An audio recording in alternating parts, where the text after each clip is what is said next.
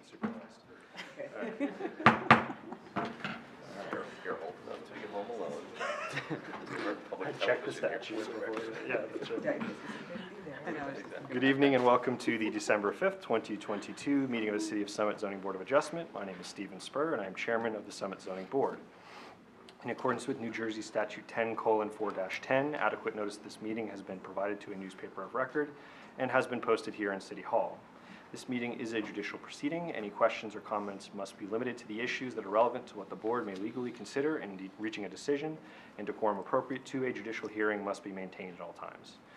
For the benefit of the interested public, this meeting is being live streamed to the city's YouTube page and also broadcast on Summit's government channel, which is Comcast 34 and Verizon channel 30.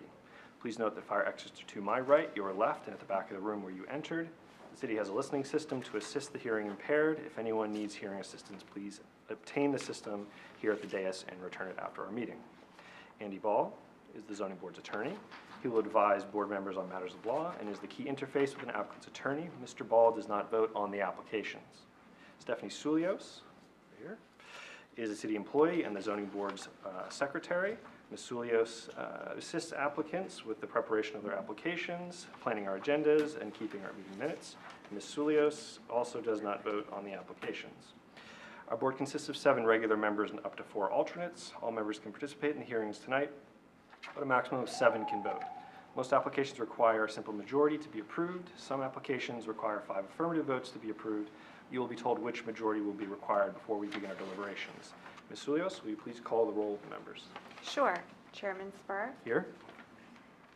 Vice Chairman Steiner is excused this evening. Ms. Newell. Here. Mr. Yuko is also excused this evening. Mr. Mullen. Here. Mr. Millay. Here. Ms. Toth. Here.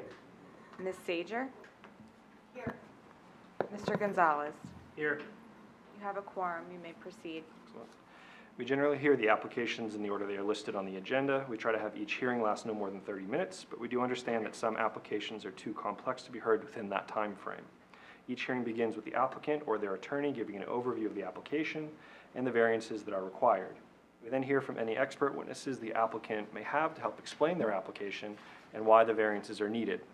Board members may ask questions of the applicant, their attorney, and the expert witnesses. Once the board professionals and board members have completed their questioning, the public will have an opportunity to ask questions. This is not the time to tell us what you think about the application. That opportunity comes at the end of the hearing. Before you ask your questions, please clearly state your name, spell your last name, and provide your address. It is important that our court reporter be able to keep a clear and accurate public record. After all witnesses have been heard, members of the interested public have their second opportunity to speak, and at that time you may express your opinion, positive or negative, about the application. Then the public hearing is closed and we enter into executive session where board members discuss the application and vote. You will be able to listen to our executive session, but you will not normally be able to participate in the discussion. Most applications are heard and decided in the same evening. If an application requires additional information or testimony that cannot be presented tonight, we will carry your application to another date and it will not be decided during this meeting. Krista Anderson, the city's zoning officer, has asked that I remind all applicants that they must read carefully the resolution that documents the zoning board's decision and to pay particular attention to the conditions contained in the resolution. For example, if a landscaping plan is required, you must obtain one and submit it to John Linson, the city's forester. If a grading plan is required, you must have one prepared by a civil engineer and submit 3 copies along with the application fee to the city's engineering division. Failure to satisfy all conditions in a resolution will result in a delay in approving your application, as it will necessitate additional follow-up from zoning and other city staff. The resolutions documenting the board's decision will normally be available 1 month after we decide the application. If you'll join me, rise for the Pledge of Allegiance. I pledge allegiance to the flag of the United States of America and to the republic for which it stands, one nation, under God, indivisible, with liberty and justice for all. Before we quickly just report in on the hearings for this evening, we're going to swear Dipti in. Dipti is our board engineer for everyone keeping track. If you could please raise your right hand. Do you swear or affirm that the testimony you're about to give this evening is the truth, the whole truth, and nothing but the truth? I do. And please state your name, spell your last name. Dipti, and the last name is spelled S-H-E-P-H. Thank you. And very briefly, can you describe your background and experience? Sure. I've been a civil engineer for about 19 years. I'm a licensed PE in the state of New Jersey and Pennsylvania, and have appeared before Summit Board previously and also Montvale. And I've been on the other side of the board where I've actually been the applicants. Excellent. Yeah, thank you. We'll accept your credentials. Welcome back, Dipti. Thank you. And then before we proceed with the hearings, I just want to acknowledge for the public record that recently Jay Delaney, a longtime zoning board attorney, land use attorney, had passed away. He was a former mayor of Morristown, a sparring partner to Dennis Galvin, for sure. So we want to just acknowledge his passing and know that his family, we're in his thoughts. So with that, let's move to the agenda. First up will be, we'll ask each of the applicants just to come to the podium and share with us who are your witnesses this evening and whether or not you can complete your case in 30 minutes. The first is Republic Homes, LLC, 743 Springfield Avenue. Excellent. Good evening, members of the board. I'm Britt Long of Dempsey and Sheehan here on behalf of Republic Homes. We'll be calling two witnesses, the engineer and the architect, and I believe we can complete the application in 30 minutes. Okay, excellent. Thank you. Thank you. Next is Karen and Michael Borofsky, 266 Oak Ridge Avenue. Good evening, Chair. Good evening. Luke Pontier of the law firm Day Pitney, here tonight on behalf of the Borofskys. We have one witness, Meredith Carmen, our landscape architect, and we will be 30 minutes or less. Excellent. Thank you. Thanks. Next is George and Trish Murphy, 113 Hobart Avenue. Good evening. George Murphy, the homeowner, and my wife, Trish, of 119 Hobart Avenue, 113 Hobart Avenue. We were here before for that one. We have two witnesses. We have Mark Neeson, who is our landscape designer, and Andrew Clark, who was our engineer. Okay, And I excellent. believe that we can be done in a half hour.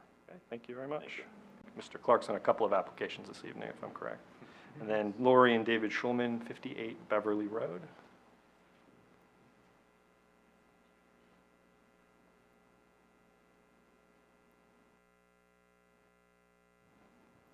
Good evening. I'm Hello. Janet Siegel, the architect. We have the Schulmans are here. I'll be testifying, and also Andrew Clark. There you go. All right, thank you very much. Get comfortable. All right, first up, we'll have Republic Homes. Ms. Long, if you want to join us again. Certainly. Britt Long, Dempsey and Sheehan on behalf of Republic Homes at 743 Springfield Avenue. The applicant seeks 3 variances, and then Krista Anderson pointed out another variance for an existing non-conforming patio, which was created before the applicant acquired the home. This home was built in the 50s before the current zoning plan was in place, and this is the first time the board is seeing this property. There's a pre-existing non-conforming home on the lot. The lot is narrow for the R15 zone, and because of the steep slope conditions on the home, the home is built into the rear setback and the side setback slightly, and it compromises also the side yard percentage. I believe we will show through testimony that there is really a hardship created by that pre-existing non-conforming situation, which is also created by the topography of the lot and the size of the lot for the zone. If the board doesn't have any questions at this time, I'd love to call my first witness. Any questions from the board? I just don't know who we're going to be talking about regarding the patio. Is that you or one of the witnesses? I can certainly address the patio, and I'd like to correct my earlier statement. We will actually be calling 3 witnesses. I was thinking expert witnesses, 2 experts and 1 lay witness who is the owner of the property. Okay. He will also be addressing Okay. that. Okay. May I call my first witness? Yes. Thank you. Thank you, Mr. I would like to call Bill Hollows, the engineer. I believe Mr. Hollows has credentials which have been recognized by this board, and may he be recognized as an expert without reciting his credentials today. I believe so. Yep, we'll accept his credentials. Thank you. Still need to swear him in though, or? Yes. Yeah. Thank you. I haven't seen Mr. Halls in a little while, but we've seen you before. New Providence, and Oh. Long Hill, and Berkeley Heights, but Okay, all right. I've been here in a while. If you could please raise your right hand. Do you swear or affirm that the testimony you're about to give in this matter is the truth, the whole truth, and nothing but the truth? I do. And please state your name, spell your last name. William Hollows, Hollows. Thank you. And just to confirm, no changes to your credentials since the last time you appeared before the board, No, right? and they're in good standing. Thank you. And I'm here this evening kind of pinch hitting. I didn't, this is not my plan. I had reviewed the plan. I've been to the site a couple of times. And what I have here is a colorized version of the engineer's plan. But coloring would help the board see what's transpiring. The property is, as you know, 743 Springfield Avenue. It's block 1702, lot 54. We're seeking 3C variances. The applicant is proposing to construct a second-story, it's a one-story dwelling, 1958, so ranch-style home. It's got a garage under. It's on the north side of Springfield Avenue, just east of Harrison Court. And there's two lots that are 75 feet in width in this area. It's approximately 75 feet wide by 150 feet deep. Contains a total of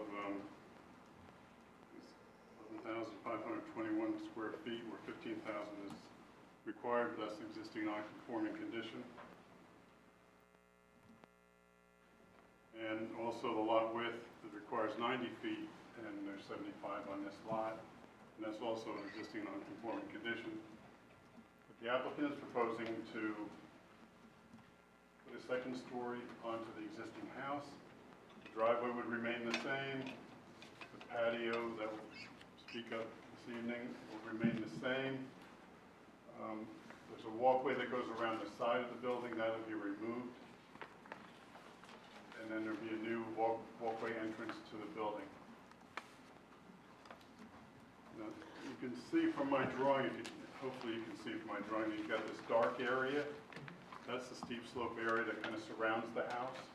It goes in front, down the left side, and then across the back, and then there's a little finger coming out off the house on the right side. If we were to tear this house down and move it back to a conforming front yard setback, we would actually be disturbing steep slopes. With this application, being as a second-story addition over the existing footprint, there's relatively no steep slope disturbance. There will be some minor disturbance, just construction disturbance. If you put a ladder up or you bring some construction material around to the back of the building, that type, or a scaffold, you may have some minor disturbance along the edges of the building. But no excavation is proposed with this application. That's why there's a comment here, there's no steep slope disturbance of the property. I'd like to say it's just really construction disturbance that would take place with no excavation. Again, the driveway is going to stay the same, the new walkway. Bill, I just have one question to add. Does the current construction, the pre-existing non-conforming plan, does that create a significant front yard setback obstacle to any other placement of a patio or any other construction or alteration development of the current home? Is there a significant front yard setback to this house? Yes, the house was set back quite a ways from Springfield Avenue. I kind of guessed that Springfield Avenue would be a little busier street, that they decided they would rather have the house towards the back of the property. Just to give you kind of a flavor of what's going on here, you've got these houses on Harrison Court, face Harrison Court, so this would be the backyard. So the houses are away from this left, the westerly property line. The house to the rear sits quite a distance up the hill, and offset to the right. It's really just this other lot that's similar to ours, 75 foot in width, with a ranch-style home that's somewhat close to the property line. And just to go over so you know what the setback or the variances are. If the rear yard setback, 45 feet is required.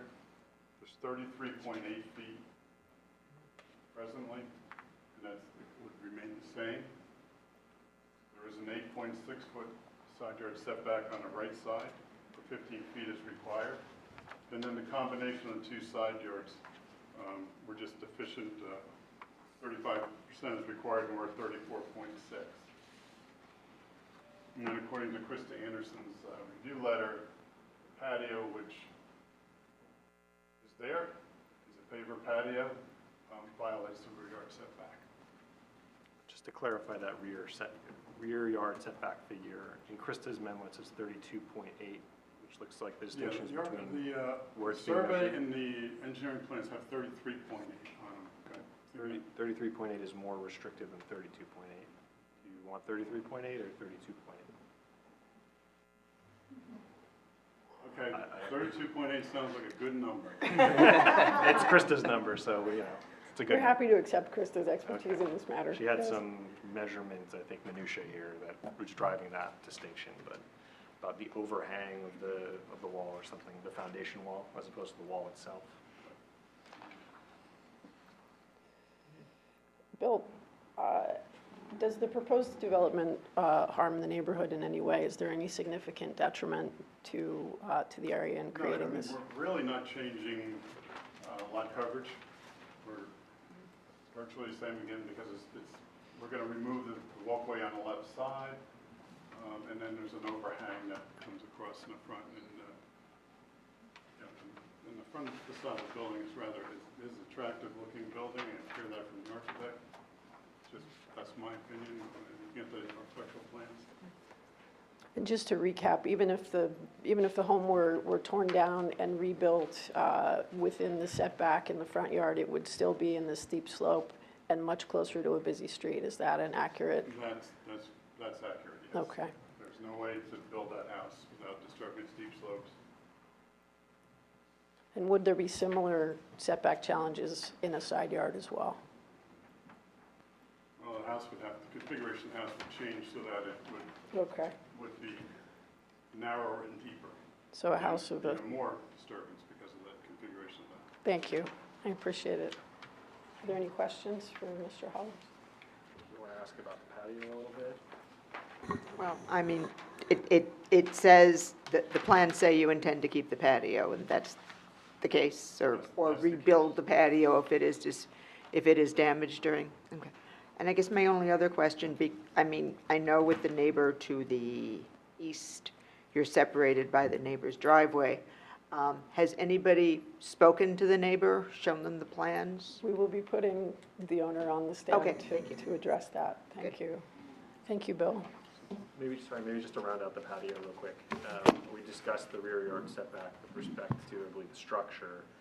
The additional variance is requesting rear yard setback to this patio, be it in its existing form or not reconfigured, but reconstituted after construction. What is that? What is that setback? That measurement? I believe it's 18 feet according to Krista. Yeah. Are you requesting a variance My to skill would say remain the same? We are requesting, we're assuming that the patio will not be, I've spoken with the owner, and he is also the developer and the construction, professional, and it's his opinion that the patio need not be destroyed. So the most efficient and least disruptive thing is to leave it as is. Right, in the event it does, we just want to make sure it's rebuilt to the exact It will be specifications. rebuilt to exactly the same measurements, using exactly the same materials, Okay. pavers, farm grade patio. It doesn't have any impact on lot You're welcome. coverage. There's no concern about those calculations or anything? We'd have to No, look at the zoning no, table. we're under the lot coverage. Still under, right? Okay. It meets the height requirement and it meets the FAR requirement. And as far as we know, it's been there for 20, 30 years, who knows, right? They look like materials that have been available for the last 25 years at Home Depot or Lowe's, or they're those gray pavers that, fit together closely. And Thank you, Bill. Maybe we'll just pause for a moment. Are there any members of the interested public here for this application? Neighbors, friends, enemies, anyone? No? Okay. Excellent. You may proceed.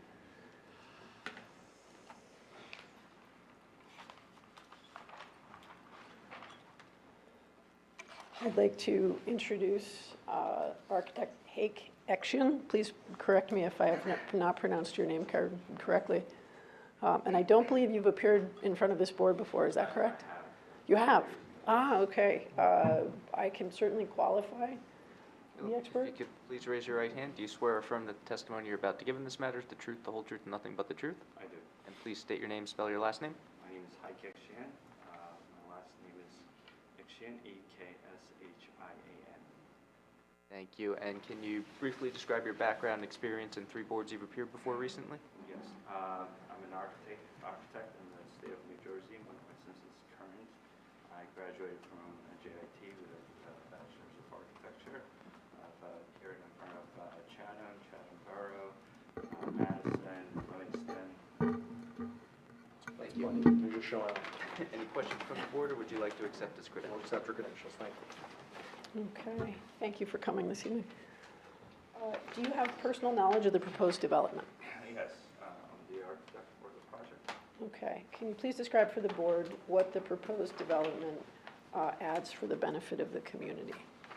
We're taking an older home, a ranch, and adding a Can, second story. but sorry to interrupt, can we just make sure that microphone's moved a little closer so it's picking up everything? Thank you.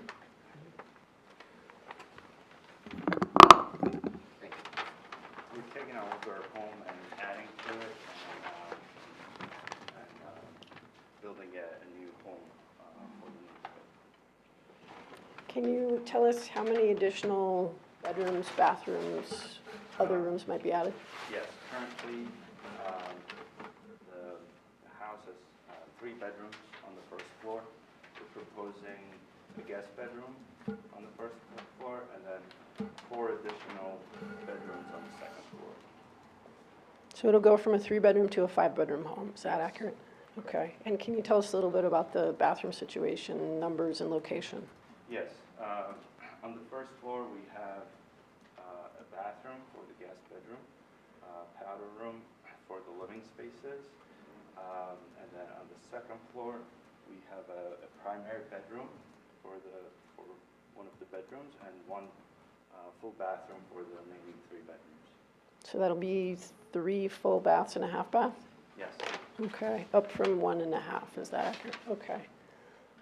Are you, when you raise the roof on the first floor, will you also be raising the ceiling? yes, we will. We're planning to keep the existing walls and sister the studs to give it 1 additional foot of height to bring it up to 9 feet. And then on top of that, we'll build our floor and the second floor. And does that bring the house to more modern standards? Yes, it does. And will the second story also have 9-foot ceilings? I believe second story may have 8-foot ceilings. And is that customary for a second story? Yes, we typically design 9 Okay. foot and 8 foot on the second. Okay, and again, if you were building this house from scratch, is there anywhere else on the lot that it really could go? There's really no other place we can build a house because of the steep slopes that's present all around the house. Okay. Does the proposed addition increase the pre-existing nonconformity of the structure? No, Okay. Is the design consistent with other homes in the neighborhood and the character of the neighborhood in general? yes, it's a colonial house, traditional style. It fits the character of the neighborhood. Can you show us that second drawing so that the board can see that it's typical of homes in this area? You can see we have the garage on the basement level, and we're adding gable roof on the second floor, and with double hung windows. We have large windows in the front that's going to bring a lot of light and air into the house. It's a traditional style that fits the matches other houses in the area. And on the sides, we have smaller windows. And this is the rear of the house. As you can see, we added large windows in the rear. Thank you. In your expert opinion as an architect who practices in this area, does the proposed addition adversely impact the community, the neighbors, or the neighborhood? Does it bring a benefit to the community? Yes, it does. It brings a new home, a more aesthetically pleasing home. And is it a modernized and updated home? Yes, and Okay. Thank you. Is the neighborhood more likely to have 1-story or 2-story homes in your experience? But they have a lot of, some has a lot of 2-story houses. that would sort of dominate the character. Okay, thank you. I don't have any further questions if the board doesn't have any further questions. I'm going to offer Dipti. We heard from 2 expert witnesses. We didn't get a chance to offer you the opportunity before. Is there anything you'd like to flag that wasn't already included in the engineer's letter? Yes, it's more of a statement. We'll So- accept statements. Sure. Yeah. It's something just in general with the references in our letter. We've incorrectly stated the architectural plans. So we'll just revise our plans to add that in. Okay. And I think with the engineer, we just want a testimony on the stormwater. We understand that the lot coverage is being reduced. Okay, That's all for this okay. one. Whenever. Maybe before we bring Mr. Hollis back up, we'll see if there's any questions for the architect. No. And then, Ms. Long, we typically stipulate that as a condition of approval, that the engineer letter be accepted by the applicant. Is that acceptable? Yes, Excellent. yes. Well done. Mr. Hollis, Mr. Hollis? a little more inquisition for you. And I think this issue is a little bit of a combination landowner and engineer.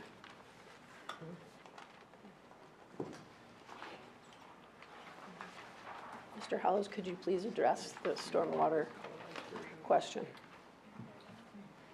From my visit to the site, the stormwater actually comes out from roof leader drains for the front of the property. We go down, the slope is towards Springfield Avenue. There's a double catch basin in front of this property. It's a low point, Springfield Avenue going to the west and to the east, and this is actually the low point in the street. And I assume I didn't follow it, but I'm sure that it goes across the street. There's another double inlet, and then it goes out to the Salt Brook. That's the way it's graded. That's what it does. There's no stormwater management proposed for this application that I saw in any of the drawings that I reviewed. And if we can address that, does this application, does the proposed development change the impermeable surface of the lot at all? No, it does not do that. Again, it all drains towards that double inlet in Springfield Avenue. Doesn't go towards the neighbors in either direction. And in your experience, has there been any stormwater issue even during Ida with this property? I really can't save Ida, but I would say that it would have gone the same way that I'm indicating, that it goes from the north to the south into the inlet in Springfield Avenue. Okay, thank you, Mr. Hollis. And I think there's one other question in Mr. Doer's in your letter. The air conditioner unit is over by the chimney on the left side. Yes. That's at a conforming location? That's a Yes, conforming. that And would there's be- plans for a generator and all, or no? There will be no generator. No generator. Okay. Anything else? No, that's it. Thank you. All right, if I may call my final witness, Mr. Stephen Miletos, who is the owner of the property and a principal in Republic Homes. Do you swear or affirm the testimony you're about to give in this matter is the truth, the whole truth, and nothing but the truth? I do. And please state your name, spell your last name. Steve, last name Maletos, M-A-L-E-T-O-S. Thank you. Mr. Miletos, do you own this property? Yes. Does Republic Homes Well, also? Republic Homes owns the property. Okay, I'm general manager of Republic Homes. thank you. How long has Republic Homes been in business? About almost 2 years now. And how long have you been in the property development business? About 25 years. Okay. I understand that you and Republic Homes have developed a property in Summit before this property. Yeah, I developed the property at 83 Maple Street. Okay. That was the last property we did. And that was done successfully within all of the variances or all of the setbacks, and all the permits were closed out, and, Yeah, within 6 months we finished the project. okay, Yeah. thank you. What drew you to this particular property? I like the fact that lot size is 75 by 150, and I like the fact that the property was so set back from the street. Created a lot of privacy. Okay, it was aesthetically pleasing. It was, yes. Okay.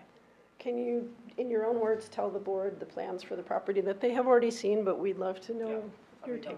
I'm maintaining the same footprint of the property, I'm just adding a second story to it, because right now the property's outdated, it's not functional, so I want to add more bedroom size to make it more attractive. Thank you. You're a fairly sophisticated applicant. You've done this before. You understand setbacks and nonconforming. Does the addition increase the nonconformity? No. Okay. Can you tell us a little bit about the character of the neighborhood in terms of one-story homes and two-story homes? To the left of the property, there's a two-story home there, and to the right is a one-story home, to my right. Okay, which is closer to your property? It's the one-story on the right. Okay. Will the addition increase the impact on the view from the one-story home? No, because right now, the one-story home, her front entrance is on the side of the house. So when she's looking outside her window, she sees the house right now. So even if I add a second story to it, there's no impact whatsoever. Okay. Have you had contact with that neighbor about this development? Yeah, I mean, she always wondered why I haven't started the project yet. I told her I had to get the variance done, but Okay. she's excited about it. I told her I'm adding a second story to it.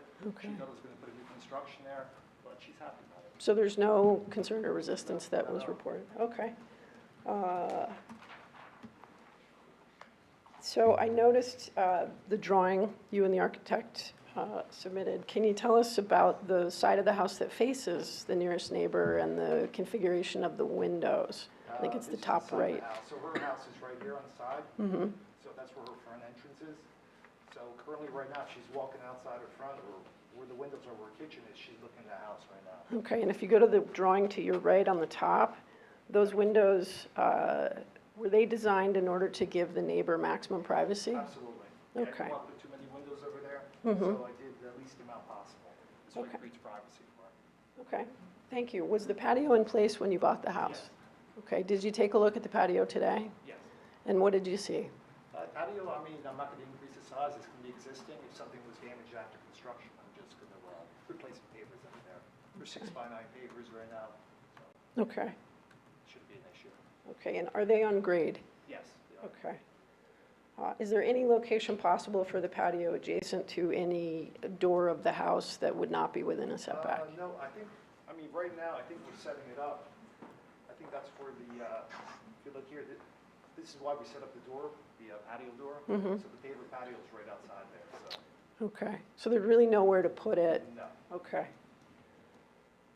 Well, I mean, if we put it more towards the right, I mean, it would disturb the neighbor. it would still be in the setback as well, is So that? this is further away from her, because she has her own patio on the right side, so this is actually a Ah. stop for it.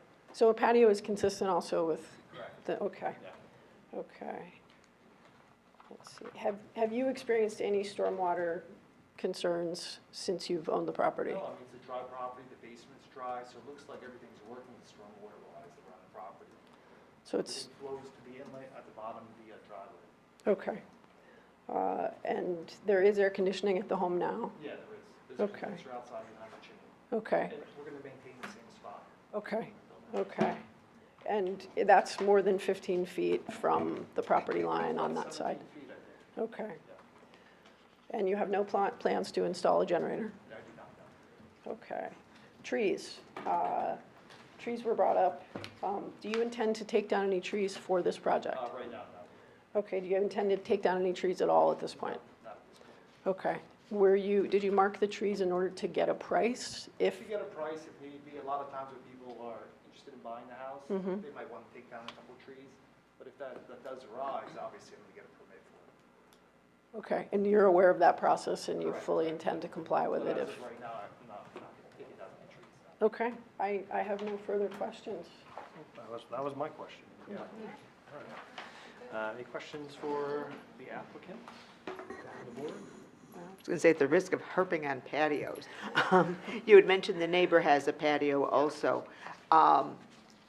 Does it more or less appear to be in the setback in the same way that this Yeah. house's patio Yeah, is? Same way. Her patio's the same, even, her patio's a similar size to what this is right now. So if I bring it more towards the right, it's gonna be too close, so if she's having a party outside, you know, it's gonna be bothering. So I think it's set up ideally in the right spot right now. I believe it's like a 10 by 10 or 10 by 12. Yeah, but about the same distance from the back. Yes, Yeah. absolutely. Did you say that no trees were being taken down? No, no trees. But Mr. Linson thought that there are 3 trees that are remarked. Yeah, I just marked them a couple of trees, just to get a price, just to see what the price is for the trees, just in case, down the line, a buyer comes around and wants to, they want the trees down. I know what to say. And if need be, we'll get a permit, obviously. Okay. Any questions from this side of the board? Okay, and I do not recall there being members of the interested public here for this application. Excellent. Deepti, do you have any concerns about lack of stormwater management program? No, this property?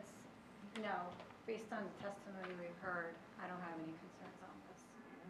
Is that because the existing conditions have proven suitable for, it is in fact managed stormwater, it's just not managed in the way that we typically see it, which is large, oversized, It's not managed on the property. It's It's a lot of managed steep by slopes flowing and off it's of the property. into a drain on the street, Right, which is one way of, it's not being captured on the property, which say, is right? usually what we look for. Yes, we look for that typically. There's a certain amount, if you look at the steep slope, Bill, can I get you back? Especially for properties that have a lot of steep slopes. Yeah, Mr. Hollis, maybe you can testify as to what's the real impact on this property, the neighboring properties with this kind of stormwater management. And if you could also address, Bill, where the slope is actually steep, and where the slope simply meets the I steep don't know if you slope can see from definition. over there, but there's a darker area, that's the Yeah, steep no, slopes. I have it on my computer. Okay. I see it. And the way the contours are going across the property, the water goes at right angles to the contour, so it goes right out towards Springfield Avenue on either side of the driveway, and there's a double drain inlet there, and it drains in both directions. That's a low point in the street. So it doesn't impact the neighbors on either side because it goes at right angles to the contours, will go out to the street and then be captured by that inlet, and then it's carried over to the Salt Brook, which is... My concern is not just always the immediate neighbors.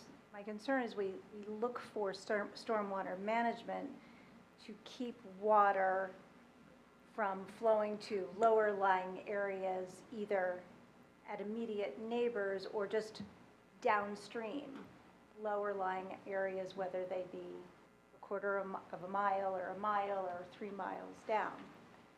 It's just, Bill, can you give us the contour lines? How quickly it drops? and, and I was noticing, I don't have it on my computer anymore, we are increasing lot coverage by a very small percentage, but, maybe you could do the math for me and convert that from percentages into square feet. It's not presented in square feet, it's presented in percentages. Maybe while you're running the numbers on that, Andy, when we look at a variance application, we're concerned about what the net impact of the improvements Specifically for drainage? for drainage. For the proposed increase in lot coverage. Okay. So, And the implications in this respect to And stormwater management. I was just pointing out, specifically, the code requires for applications that increase by more than 300 square feet shall be mitigated using stormwater systems. Based on So- lot coverage? Yes. Building coverage? Lot. Lot coverage, okay. And So we're the not- lot coverage is increasing from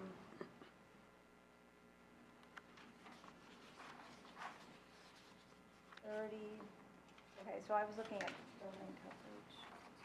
I think the lot Just going coverage up. is increasing by an incremental, a tiny percentage of. Do we know what We that have- number we have is in no- square feet? Do we know what that increase is in square feet? I think we do.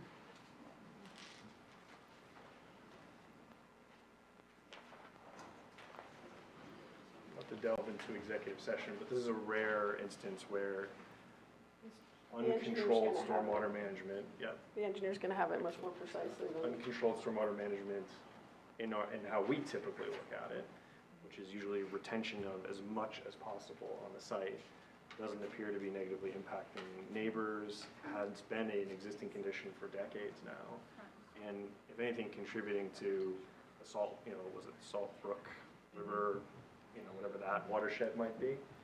But I guess Mr. Hollows will testify to it. I'm looking for a negative impact, at least for the change, if not just this general approach. Because if it was pooling on the site, or, I don't mean to talk without them paying attention. God. If we're a judicial forum, do we get to take judicial notice of things? Because, I mean, I drive that stretch of Springfield all the time. I live on the other side of the Salt Brook and drain into it myself. No impact. Sorry, please. Bill has that number. 85 square feet. 85. Okay. We're removing the sidewalk on the side, and then the other is just a little bit of an overhang on the house. So that would not trigger necessarily the 300-foot requirement in the code to add stormwater management. So though for the sake of this applicant and other applicants that may be present, this board typically looks favorably upon improvements made to stormwater management. I think this discussion is representing that the impact is de minimis.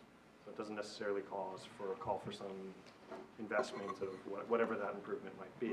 Okay. But could you, Ms. Long, just remind us as to what the benefits of this overall improvement and application? Certainly.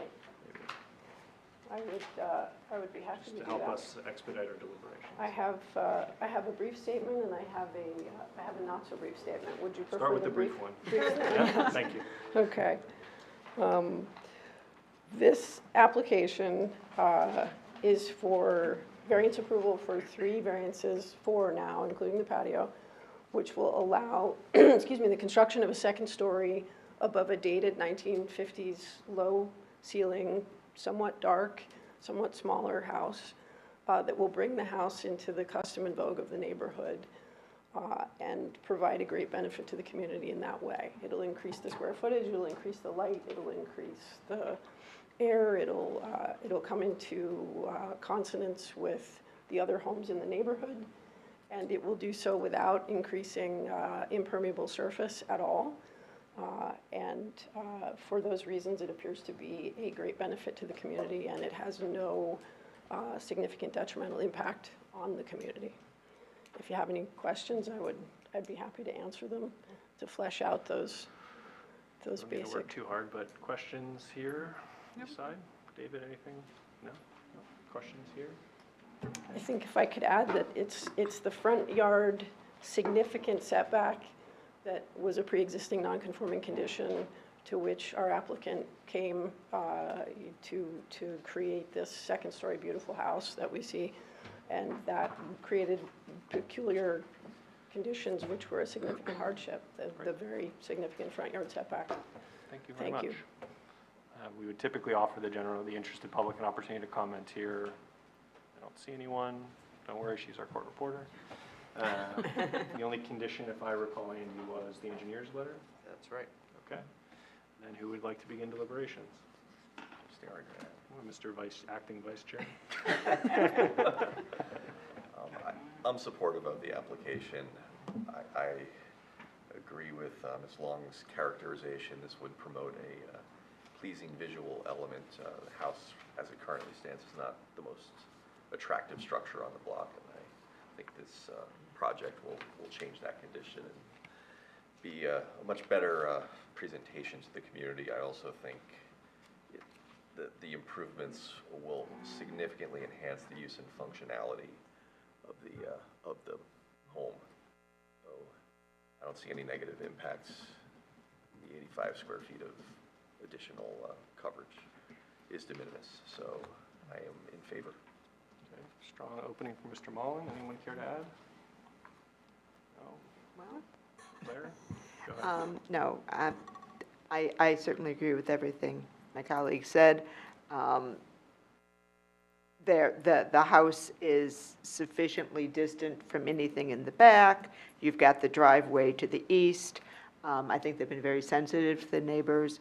And I will say, yeah, my first reaction is if we don't give him the patio, then the owners who buy the house are going to be in here for the patio. So thank you for saving us that one. So I do think this is a net improvement. I don't think there's an issue with stormwater, and I can support this. Want to add something? No, I No? just think it would, it mimics the other homes that were built, I don't know, in the last 10 years. I think there's like 4 or 5 of them, very similar, that I definitely approve and Cool. accept. Excellent. Yeah, I would only add, I found it interesting regarding the location of the property as a pre-existing impediment, frankly, to, to the development of this lot, though it makes sense to set it back so relatively significantly away from the road. It does make it more a useful property. So with that, and the condition is noted, do we have a motion to approve? Motion to approve. Oh, Liz gets the motion, Mr. Malay gets the second. All right. Stephanie, you give us a roll call? Sure. Ms. Newell? Yes. Mr. Mullen? Yes. Mr. Malay? Yes. Ms. Toth? Yes. Ms. Sager? Yes. Mr. Gonzalez? Yes. Chairman Spur? Yes. Great, the motion carries. Excellent. Thank you very much. Excellent. And Wally got to vote. This is awesome, right? Yes. And not only that, you get 2 basketball hoops tonight. All right, next up is 266 Oak Ridge Avenue. So we're at Chatty Cathy's tonight. What does that mean?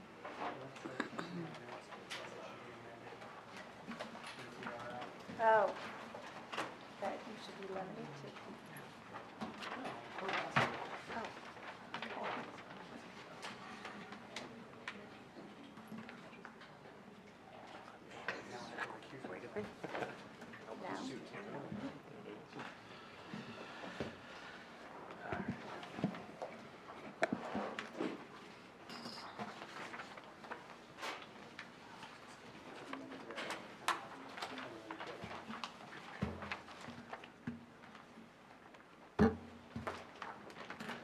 Good evening, Chairman, members of the board, board professionals, Luke Pontier, back again, law firm Day Pitney, here tonight on behalf of the applicants Karen and Michael Borofsky, who are the owners of property located at 266 Oak Ridge Avenue, and that's block 5106, lot 3 on the city's tax map. This property is located in the R15 residential zone, and we're here this evening seeking bulk variances related to steep slopes and impervious coverage. The property contains a single-family residence, a raised terrace, walkways, and other related residential site improvements. The applicant, as I mentioned, is seeking variance relief, and that's related to the installation of a pool, pool equipment, and related patios, retaining wall, drainage, and site improvements. There is an existing nonconformity on the site, and that is for the raised terrace patio that is set back approximately 26 feet 4 inches, and 45 feet is the required rear yard setback. That patio and raised terrace predates the applicant's ownership of the property, and as I said, is a pre-existing non-conforming condition. The 2 variances that we're seeking, and you'll hear more about them through our witness, is from the steep slope ordinance, where approximately 3,118 square feet of steep slopes are proposed to be disturbed, and also a variance for impervious coverage, although as you'll hear through testimony this evening, we are actually reducing the impervious on the lot. And so there is 41.13% existing today, and as proposed, it'll be reduced down to 40.26%, but there is a maximum permitted of 35%, so there is still a variance needed for the impervious coverage. We did receive a packet of review memoranda from the board's professionals and various city agencies. As I said, I do have with me this evening Meredith Carmen, who's our project landscape architect. Notice was published in the Star Ledger and mailed to property owners within 200 feet in accordance with law. Unless the board has any preliminary questions, I will turn it over to our witness. Any questions from the board? No, you may proceed. Great, thank you. And I believe Ms. Carmen has appeared before this board before, but if you'd like, can you please give your education, qualifications, licensures in the state of New Jersey, please? Swear you in first. If you could please raise your right hand. Do you swear or affirm the testimony you're about to give in this matter is the truth, the whole truth, and nothing but the truth? I do. And please state your name, spell your last name. My name is Meredith Carmen. My last name is C-A-R-N-A-N. Thank you. And I have been with Bosenberg for over 25 years. I've been licensed in the state of New Jersey as a landscape architect since 1999, and I have appeared before this court accept your credentials. Welcome back. Thank you. Thanks. And if you could take the board through the existing proposed conditions of this property. I will. So this exhibit shows the existing conditions of the property. It is located, the rear of the property abuts Route 78. So this is County Park, I believe, in the back, and it's surrounded by other residents on all sides. The property has several pre-existing conditions that we stated, and I'll walk you through those. The house itself has a terrace, an existing terrace on the rear that has been there since the house itself has been constructed, and it resides only 26 feet from the rear property line, and the setback is 45, since that's considered part of the principal structure. It also is over on lot coverage. There are two existing driveways that come in to the property and go to garages at either end. Two-car garage on this side and on this side. So those, so there's an expansive driveway on the site, as well as two small walkways, and that's about all the coverage that there is on the property at the moment. That does exceed the 35% allowable coverage, and it is at 41.13 at the moment. We are looking to reduce that coverage in order to accommodate the coverage that the pool will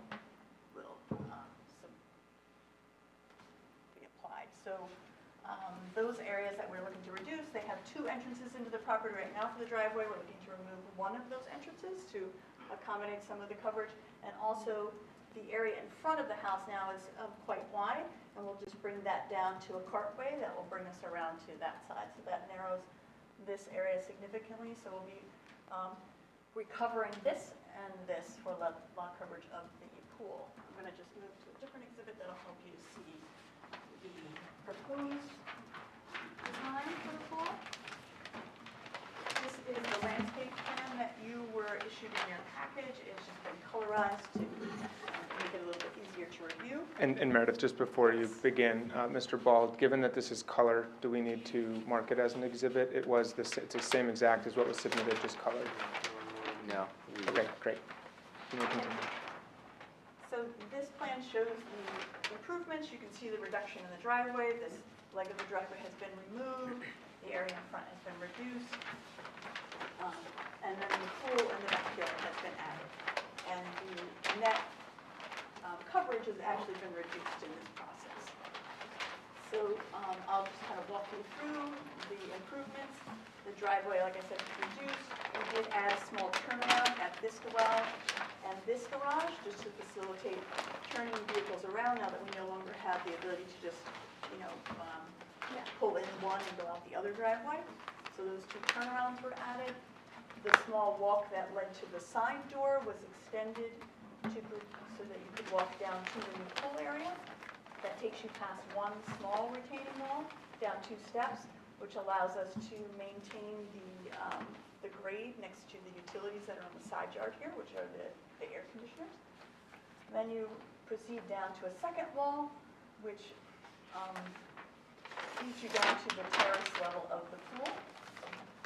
From this level, you could then proceed back up to the existing terrace if you like, or down to, there's a couple of existing modular retaining walls here at the back of the property that lead you down to a lawn space at the bottom. At the back of the pool is the largest wall that there is. It maintains the terrace that the pool resides on. It's just over 4 feet at this corner and continues to the far corner where it's just above 6 feet. It turns and rides back up the property line, decreasing in height until it meets the elevation of the driveway at the corner here. The pool equipment is located here within the setbacks of the pool area, just within the pool fence enclosure. It was a question from Krista Anderson, I believe, about the fencing for the pool. The fencing comes across the front, the side of the property here, just beyond the driveway, runs down to the corner on top of the wall here. The fence then ends there, as this wall, the back retaining wall, is over 4 feet at all points. So that is working as the barrier at the back of the property, as not to impede the view. This here is all wooded and green, and it leaves this view open for the client. And also, and the wall is tall enough to act as the barrier. The fence then continues, picks up again at this corner, comes back around to the existing terrace, and the existing terrace itself is also over 4 feet. So it then works as the barrier at this until it comes back around to the side of the house. Do you anticipate any issue with the permitting? The construction official had, I don't want to say extensive notes, but detailed notes just about what characterizes pool-compliant fencing and gates. So I think what you testified makes sense to me, but do you foresee there being any issue with securing the No, necessary permits? I don't believe so. It just required the wall that we're using, that she did not, I did not have elevations on the plan for this existing wall. Okay. And I believe her comments are as to whether or not that is high enough to act as a barrier. And so those, I do have some existing condition photos. We'll leave the construction permitting to that Okay. agency, but essentially I'm just So asking I for just you to need to testify satisfy- that you will satisfy the necessary Yes. permitting requirements. So I can add some additional spot elevations that will allow her to see that that wall is in fact over 4 feet, which will meet the. Can I ask a criteria. question? When there is Yes. a wall that is 4 feet high, Mhm. don't you need a fence for You need a- safety so that somebody doesn't fall off of the 4-foot fence? So you need a barrier of some sort, and that could be landscape. It doesn't necessarily need okay. to be a fence itself or a guardrail in some Okay. case. So there is a plant bed of 4 feet Gotcha. at the Okay. top of this wall, which will have a hedge along the top to For safety. keep people from just wandering over the top of it, so to speak. And Meredith, just to confirm, it's a smooth facing wall, correct? So It that, will need to be a smooth Yes. facing wall in order to meet the pool code compliance. thank you. Just a quick review of the landscape that's being proposed. There is an existing sort of, there's a rather substantial planting on the neighbor's property here. We're reinforcing that with some additional evergreen trees along the edge of the driveway, an evergreen hedge along the top of the wall that's being proposed for the pool, and a hedge that we just talked about on top of the tall wall leading along the back side of the pool area. There's some additional shrubs and perennials within this area that complete sort of the garden of the landscape. In front of the pool equipment, there's also an evergreen screen. One of the notes in Chris Anderson's review was that the pool equipment is required to be screened by a solid fence. We do not meet that criteria here. She does note, though, that we are fairly far from the property line of this side, and we are visually screening it with evergreens, so that at the board's discretion, you may choose to waive that, or Is that a variance you're requesting? It is, yes. she says we would need a variance for that. And just to confirm, there is a fence, it is just not a solid fence that's It's just not a closing in the solid mechanicals, fence, yes. correct? Of course, there's. So there's a fence as well as a landscape buffer in addition to the, I think, over 20 feet until the property line, correct? Yes, correct. Yes, the fence is just an open picket, so it's visually more open than a solid fence. Correct. I think that's more or less everything for this plan. If I can move to the steep slopes plan, I can just review with you the variance that is required for that. Can I just ask a quick question? Sure. I know that there's a chain link fence well beyond this, probably the property line. How high is that? Is that considered a deer fence? I'm sorry, there's a chain link? It says chain link fence. I think it's in the Watchung, it's in the reservation area. Oh, I think it's Offsite. just like a 4-foot high Okay. fence. I don't really know. It's off the property, and so we couldn't use that for anything, pool compliance or anything. It's not theirs. I'm not sure who put it there.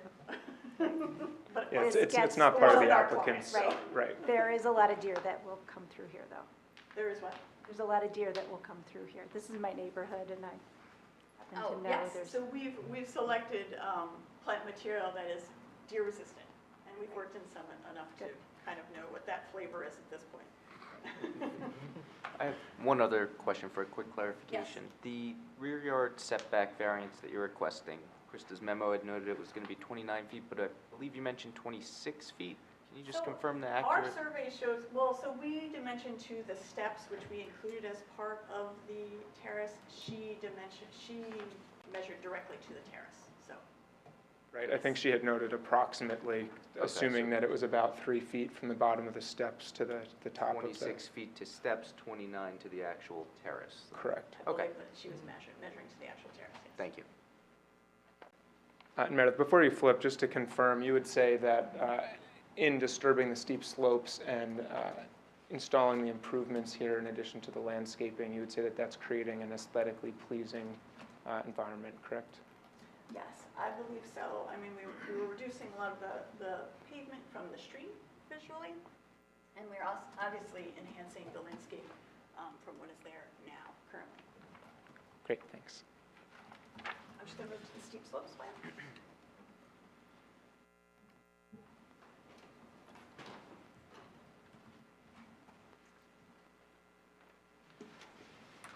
This plan depicts with the gray areas all of the steep slopes that are currently on this property. The cross-hatched areas are the ones that we are disturbing. You can see that the majority of the proposed improvements are here in this area where the pool lie, and that's where the majority of the steep slopes are.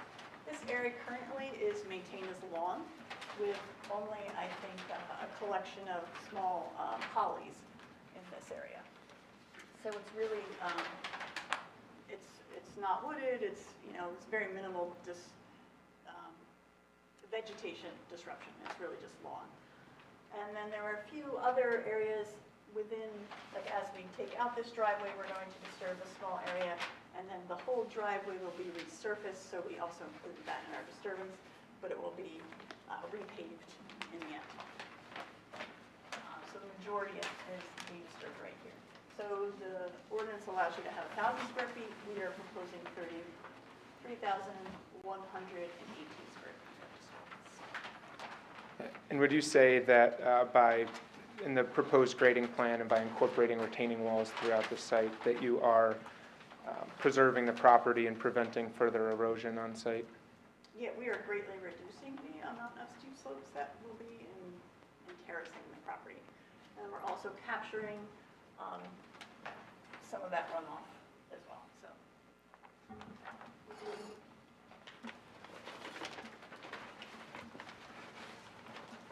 And we did receive a memorandum from the board's engineer. Are we willing to comply with all of the comments in that review? Yes, I believe that the client's engineer spoke with the city engineer, and there is, the way the site, just to give a little overview of the drainage on the site now, that when the house was constructed, it appears as though there were 2 dry wells placed at that time that are capturing all the down leaders from the home. And we would like to investigate that system and add to it to accommodate the square footage that the pool is creating. So even though we're reducing the coverage overall, we would be accommodating the square footage of the pool in a new dry well system. Thank you. So as we had heard recited from the city code previously, we are not increasing impervious coverage, and certainly not by 300 square feet, so there would be no stormwater required to be added for this project. I don't think I think that because not all of the square footage on the site is being captured currently within the dry wells, that we need to capture whatever we create. And we're willing to work with the board So that's the engineer discussion to the that- extent required. Yeah, that's the discussion our engineer has had with the board engineer, yes. So maybe just a thought, would you find it objectionable to accept the board engineer's letter as a condition of approval? No objection. Okay. And then, Andy, do we need to go further than that, though? I'm hearing promises of stormwater management capture and well-intentioned, but a little ill-defined. So usually a submission of a drainage plan for review and approval by board engineer is what we would condition that upon, as long as that's acceptable? That's acceptable. Any I think that should I was cover it looking unless there's any specific requirements that the board wants to consider. We appreciate the testimony regarding the intent to capture the additional coverage that's being created by the pool. We'll leave it to you and DIPD to square all the numbers and what have you. Great. That's fine. Okay. Well, do you have any more testimony? Otherwise, I'll let DIPD cover anything else that you may have missed. I'm finished. Okay? Yeah, I have no further questions, so open it up to the board and professionals. What else do you want to draw attention to? Yeah, please go. Sure. Regarding the retaining walls on the outer boundary, I don't know what direction that is, but I would just say the left outer The boundary. Yeah. Could you confirm that any of the construction will not impede on the neighboring property since it's right up against the property line? Is the fill and all the retaining structure going to be on the inside of the property? Yes. Okay. Yes, so the foundation and the footing or Right. whatever the wall is set on Right. will all be within the limits of the property. Okay. And there's no grading happening on the exterior of the wall, Okay. so that grade remains. Okay. And then, could you also confirm about the two lines that are going across the driveways in the front of the house? Are those? Yes, Yeah. I will. No problem. Here, right here. This is the grading plan which you received. So these double lines here are indicated in the legend as they're just sleeves that are placed underneath the paved surfaces to allow for irrigation or any of those things that might need to happen underneath a driveway, so you don't have to dig it up in order to get them underneath. So they're just 2 4-inch PVC pipes placed underneath the driveway prior to it being paved. Okay. And those are located here and here. The last thing is you have a note, replace depressed curbing with curbing to match existing curbing along, and it kind of ends on one of the sheets. So we So- want to get some clarification on Yeah, I'm what this sorry. note is, yes. That's our, That's okay. so we just want to, so this entrance is being removed, and currently it's a depressed curb, so that curbing will just match whatever runs along Oak Ridge to fill in the gap, so that it's no longer an access way. Okay. So meet up to the existing elevations. Yes. So we can adapt the drawing to Okay. correct that No problem. obvious. Yep. I have one more. There was a plan, the plans also show a dry laid stone retaining wall. However, there was no detail for it. Yeah, Can so you that's just this- confirm that one? We can add that. This is, that's this little wall here. It's about 14 inches high. So it'll be a dry stacked wall, but we can certainly add a detail. Okay. That's it, thank you. Condition to resubmit, or they're just going to resubmit? I don't. They will abide by the testimony unless the board really wants to see an additional condition for that. Not particularly. No, that's fine. What of that twin white oak on the front lawn that desperately needs a cable installed? Will it get its cable? It is outside our work area, but the client is more than happy to see that the tree is tended to. She also wants to keep the tree. Good. That's great. Thank you very much. Okay. Any questions? Board? No? Somebody else have questions, please? On the other side of the house along the driveway, there's air conditioning units and a generator that are just kind of out there. You're going to screen them? Okay, client's nodding. Let's, Yeah, if you don't mind, if you could come up and we'll just swear you in. Okay. You've said enough to trigger getting sworn in. If you could please raise your right hand. Do you swear or affirm that the testimony you're about to give in this matter is the truth, the whole truth, and nothing but the truth? And please state your name, spell your last name. I'm Karen Borofsky, Borofsky. Thank you. Speak your piece. Yeah, so what we were planning on doing is just extending, because there's just like some, over here, there's like some plantings, but they're really like little and not really sufficient. So what I wanted to do is like put like some stonework over here and screen it better with like some evergreens so that you're not seeing this at all, especially from the street, because it doesn't look pretty right now. Excellent. Yeah, and further, I mean, it was clear walking your property. It always feels weird. Did you meet my dog? No, I didn't. But that there's been a lot of earth moved on this property in the past. Is there any way to know how far back it's gone? I mean, we I'm- bought the property like a little less than 2 years ago, Okay. and in terms of the outside, we've done some landscaping, but we haven't. No, I mean, yeah, I've just, like, the lawn, you've got your property and then dips at all the corners.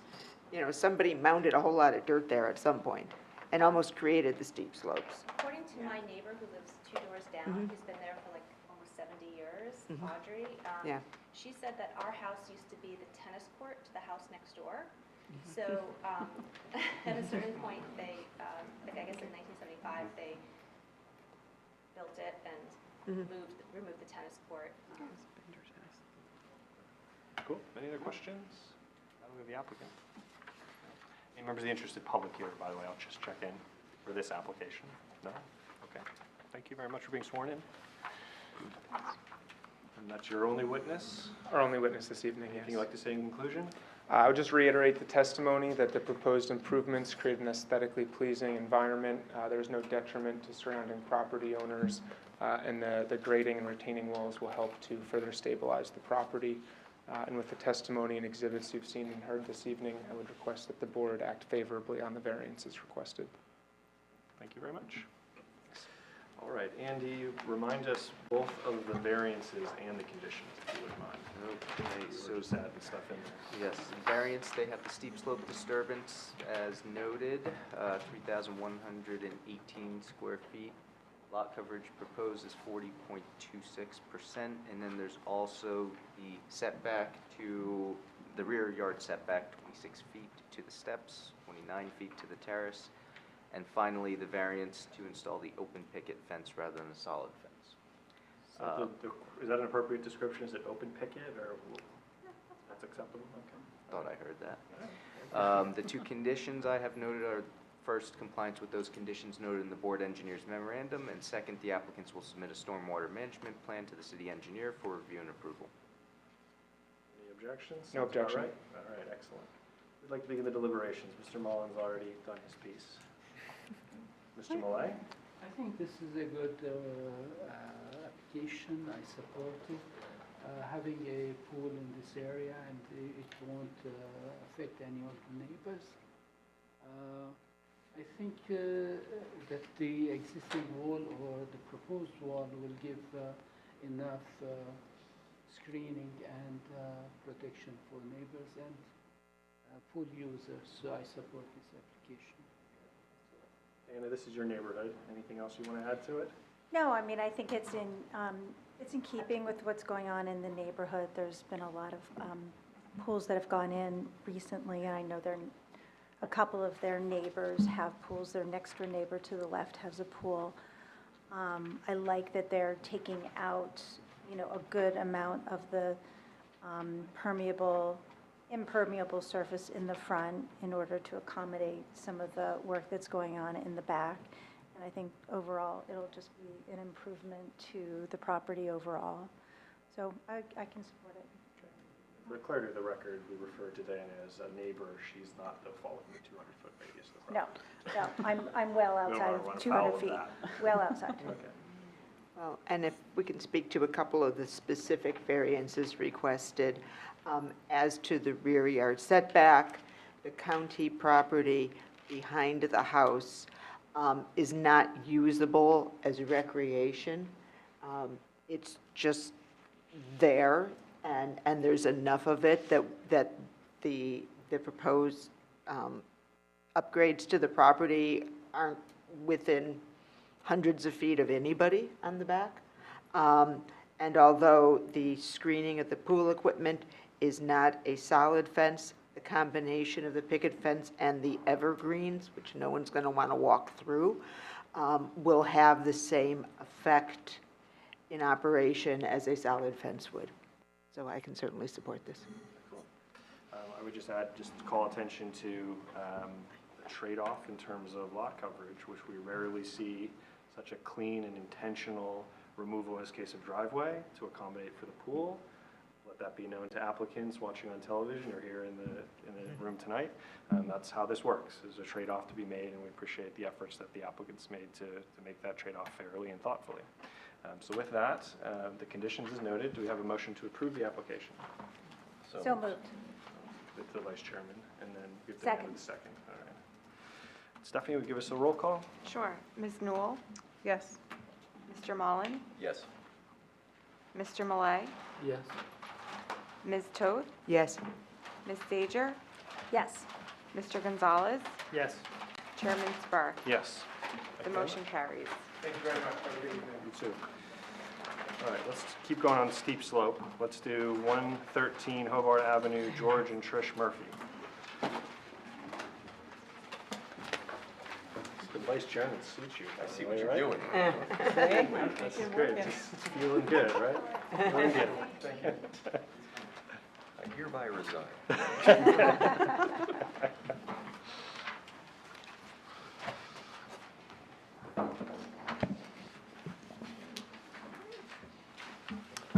Good evening. We can wait for Mr. Clark to come up then. Don't worry. His moment to shine. I hope so. All right, Mr. Murphy, we're going to swear you in first. Yep. If you could raise your right hand, do you swear affirm the testimony you're about to give in this matter is the truth, the whole truth, and nothing but the truth? I do. Please state your name, spell your last name. George Murphy, M-U-R-P-H-Y. Thank you. All right, Mr. Murphy, tell us a bit about your application and what Mr. Clark and the rest of I your will do group my best. do I'm ahead not a of you. lawyer. Maybe I should have had one, but I'm a homeowner. So, so George Murphy, my wife Trish and I live at, excuse me, 113 Hobart Avenue. We've been there for the past 10 years. We've been in Summit since 2006. We moved to 113 in 2012. Since that period of time, we've done a lot of work around the house, a lot of work around the property, with the exception of the north side. I know some of you have had an opportunity to see the property. There's a gully between 113 and 119 that we've tried to do things in the past. We've tried to clear it out. Just in terms of the way that the gully is situated, it gets no sunlight. It's hard to grow anything. We've tried to grow grass, and so that's the one kind of somewhat of an eyesore, you know, in our yard, and frankly, a portion of the yard that just is not usable today. We were last here in the spring for the variance for 119 Hobart Avenue, which is the property right to our north, and you know, had an opportunity to stand up and. You know, one of the things that was contemplated is a series of walls. So we would look at our kitchen window and we look into our gully, which we don't like looking into the gully, and then we look and see a series of two walls.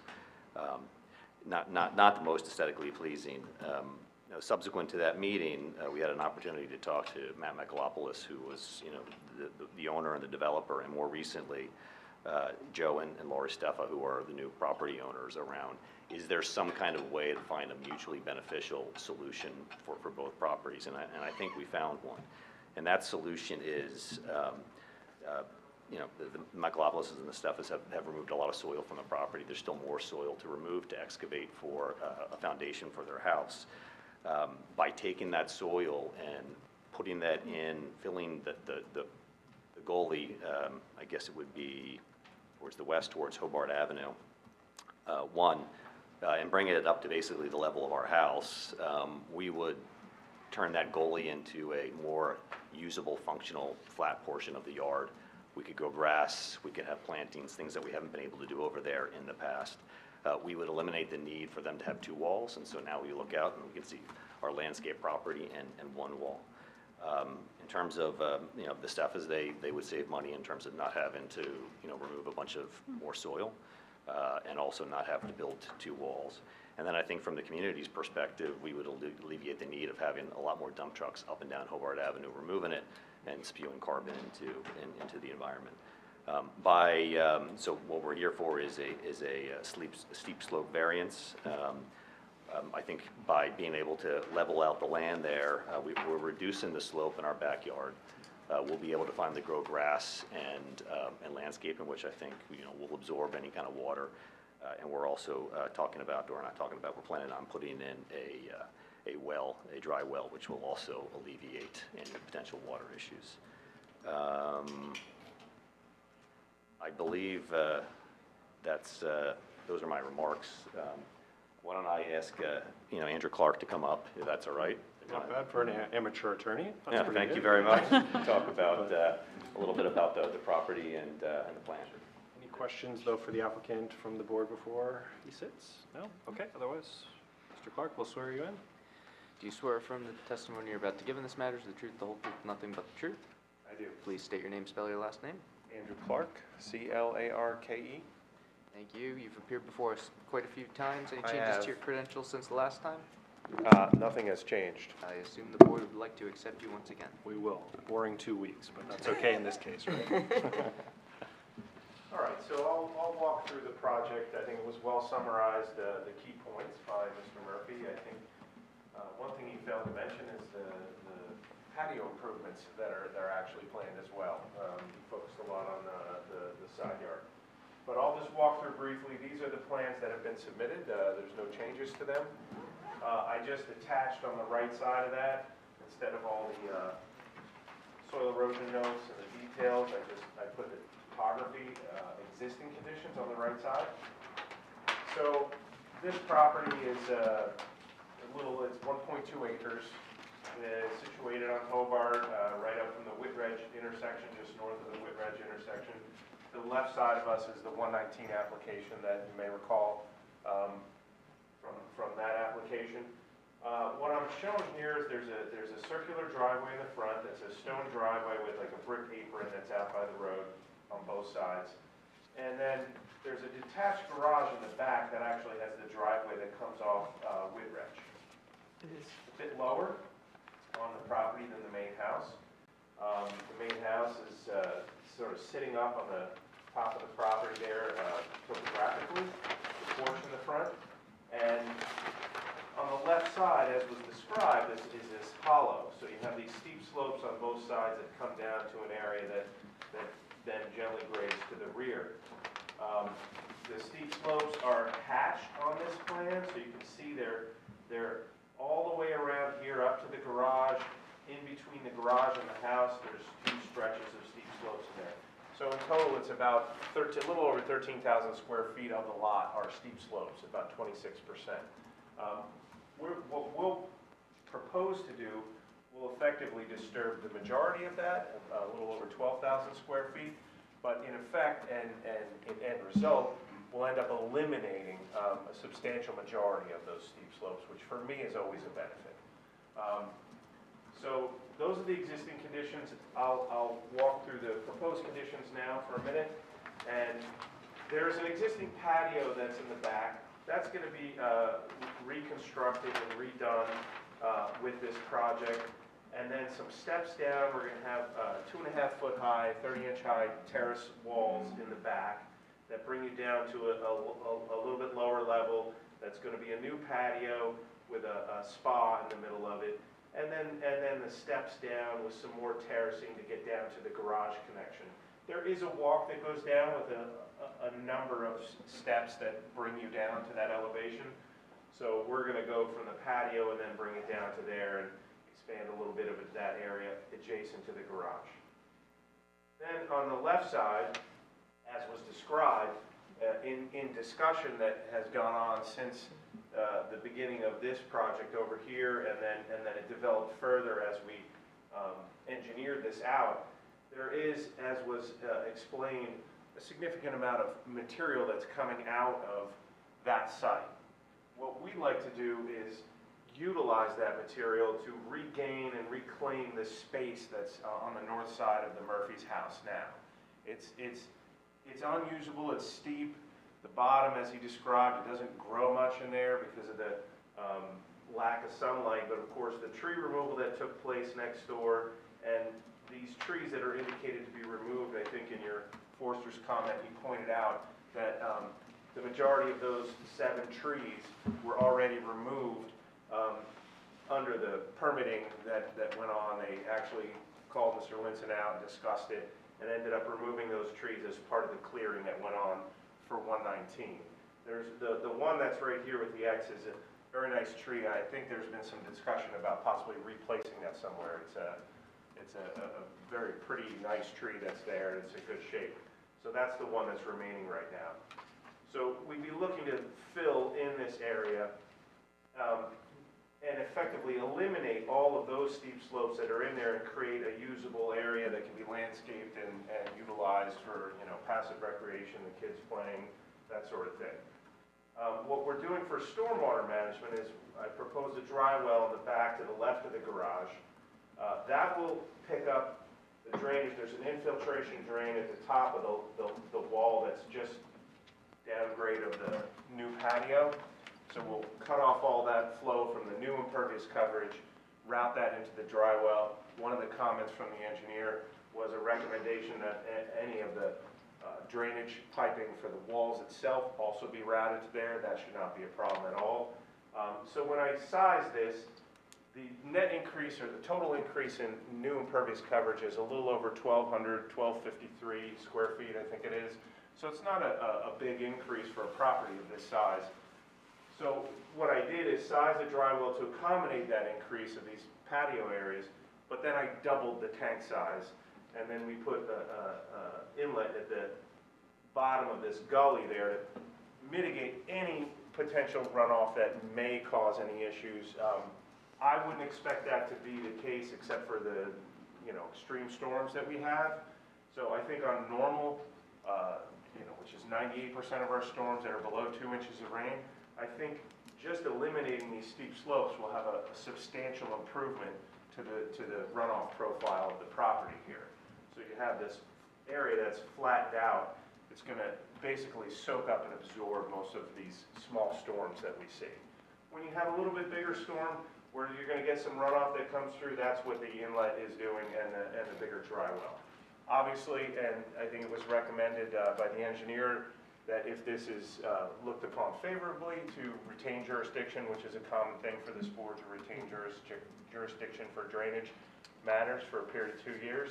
That would allow for the possibility that if this was a little undersized and maybe we needed to boost it a little bit, that can be done.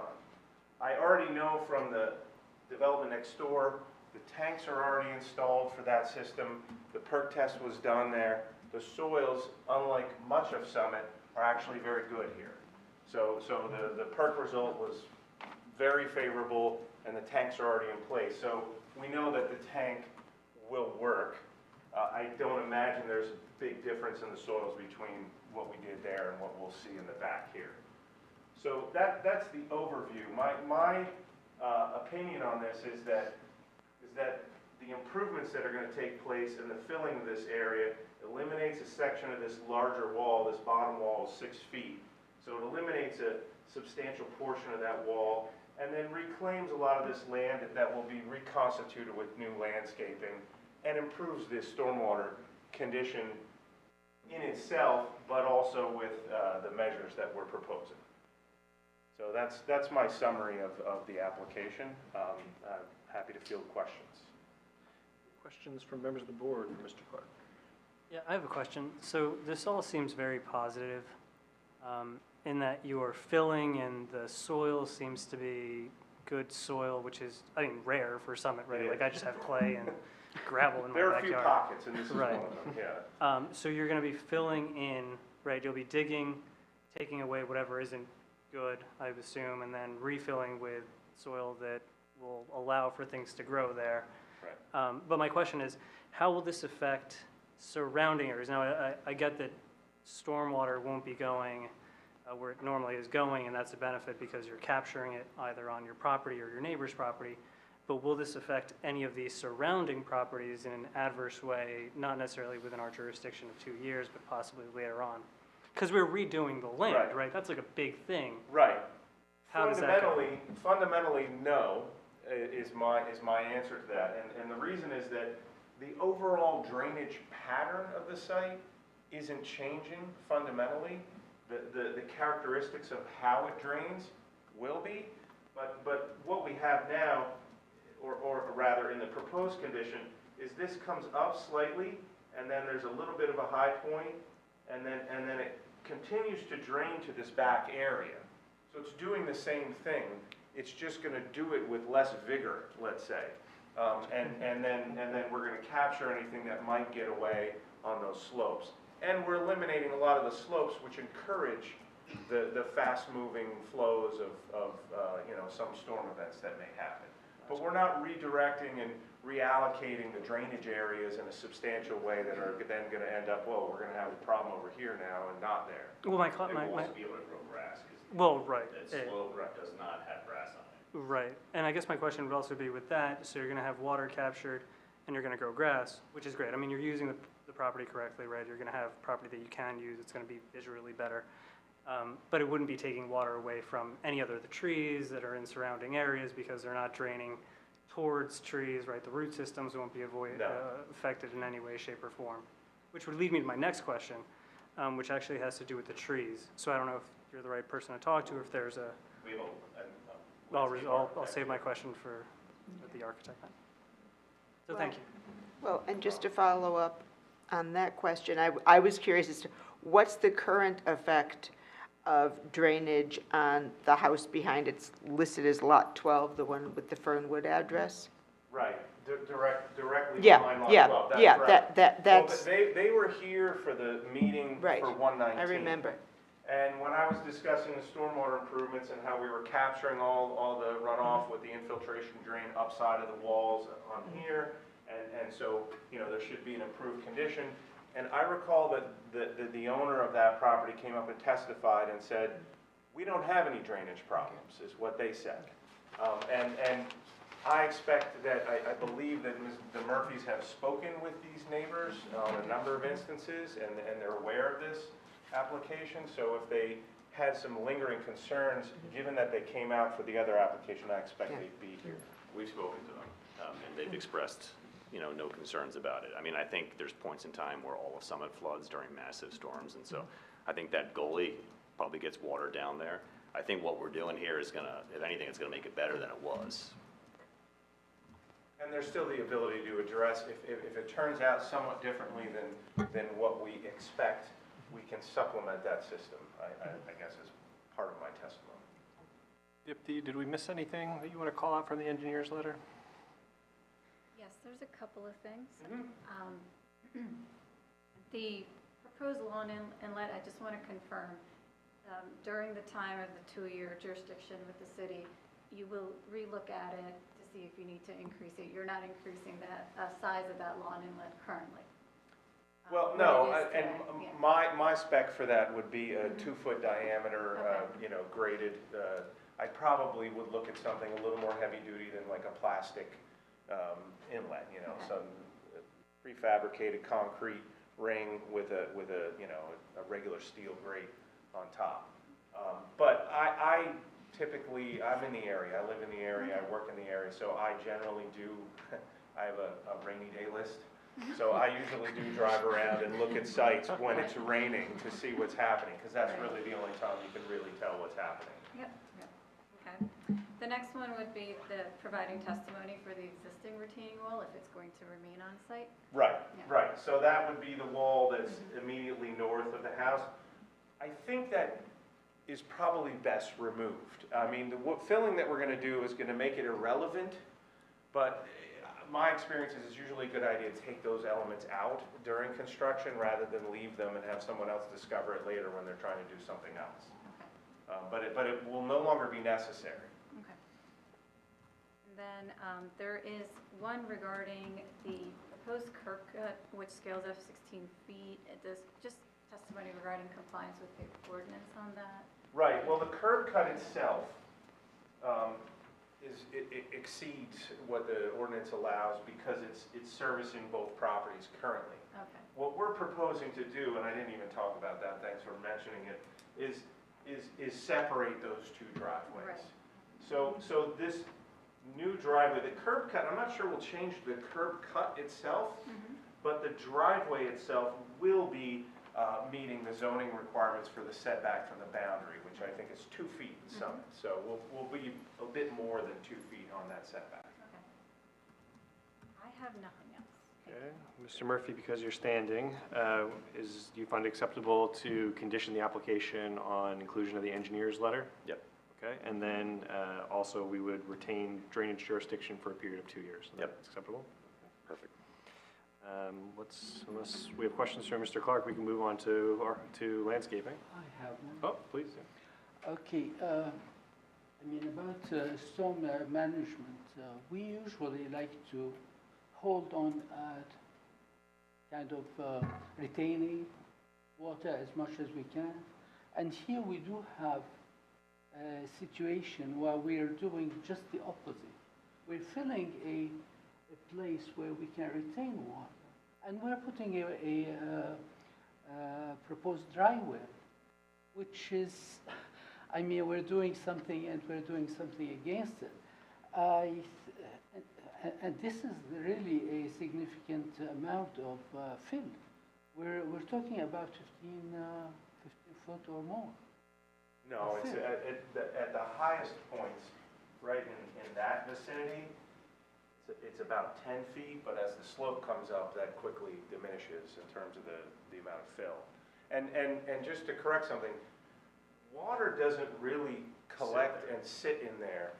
Any water that comes down these slopes and collects in here, there is a gradient that brings water to the rear. So the water, this doesn't fill like a pond when it rains. The goal is It comes down there and then I it know, flows towards to the the neighbor. other side, the other street. And I recall somebody from the neighbors were here who were worried about the impact of this action towards their properties. Well, I testified before that the neighbor directly behind, who would logically be the one most affected by any stormwater runoff, in fact, at the previous application indicated that they didn't have any drainage problems, but they wanted to make sure there weren't going to be any. The time for runoff around the slopes is significantly different from the one once we fill this area up with 10 foot of fill. That's true. And I'm not sure if the calculations were done properly for the proposed dry well to take care of that effect. Well, my testimony would be that there's going to be less runoff that's realized in the back portion of the property by actually eliminating the steep slopes and flattening out that area in the middle. It has a calming effect on stormwater. So when rain falls here now, there's a steep slope, and it goes down that slope, and then it makes its way down the bottom of the gully. When rain falls in the proposed condition, it's mostly going to sit in this whole area in here. It's mostly going to sit there and get absorbed into the landscaping. It's not going to run anywhere because it's a gentle grade. The stormwater engineer is satisfied. Okay, thank you, Mr. Millay. Prefer calm and gentle over vigorous. Thank you very much. All right, no further questions. I don't believe, are there any members of the interested public here for this hearing that have questions? No? Just friends, neighbors? Okay, cool. Then let's hear from our landscape designer, I believe.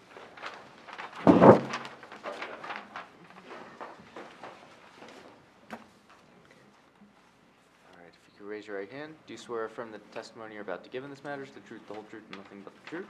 I do. Please state your name, spell your last name. Yeah, Mark Nissim, Nissim.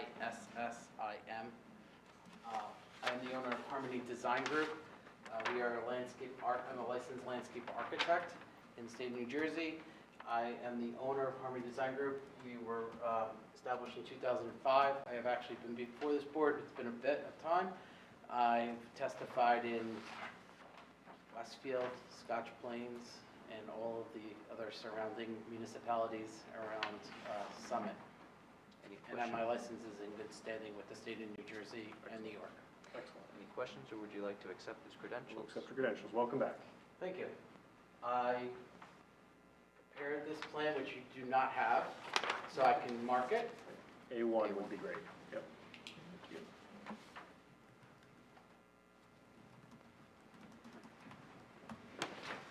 This is a rendered landscape plan based off of the engineering plan that we received from Clark. All the grading that's shown on the plan is right off of the plan that he provided us. What we did was colorize it for you, and I can walk you through the tree removal that's happening, which some of it, which are the X's that are indicated, which are the same X's in tree removal that Mr. Clark had on his plan, many of which he's already testified to have already come down based on some of the grading that was compromising those trees on the adjacent lot. We are planning to submit this plan to Mr. Linson and to comply with the tree removal permit that's required for that removal that has already been done, and prepare a plan that complies with the ordinance. Let's pause there for a second. Mr. Murphy, would you find acceptable a condition that would call for the submission of a revised or a landscaping plan for review and approval by the city forester? Yes. Okay. Thank you.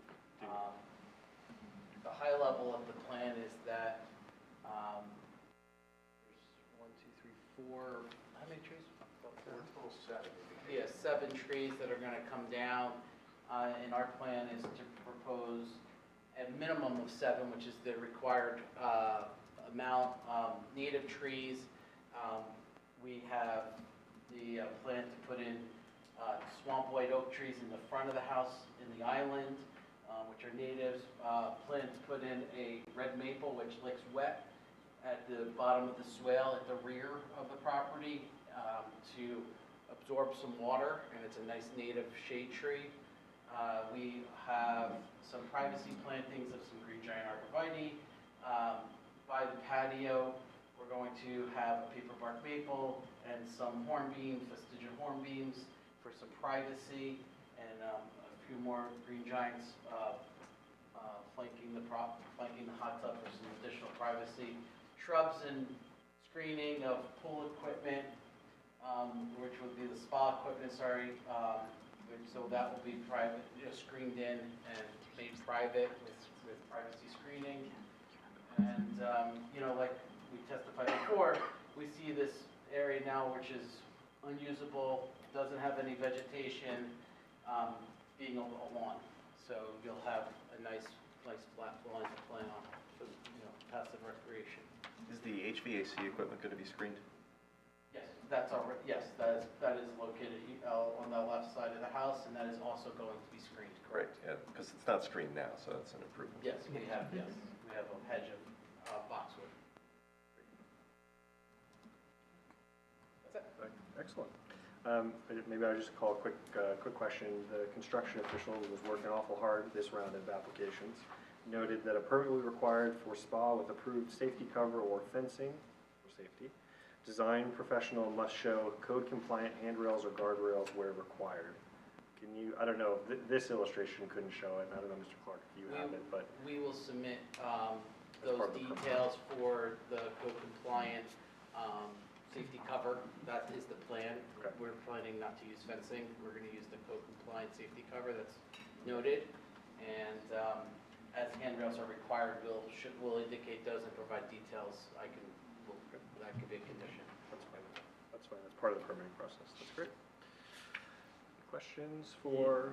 Yeah, the arborvitaes are going to be used for screening, not to replace the trees that are being taken down, correct? Correct. Yes, we have, like I did, some oaks, maples, and I even think in the on the right of the driveway, there's a bit of a low-lying area. If you've been to the property, I was thinking maybe a dawn redwood or two in there, which also wet feet. That could be a nice way to mitigate some of that could be potentially a puddle. No, that's a very, very smart use of native plants to capture some of that water as well, if there is any runoff.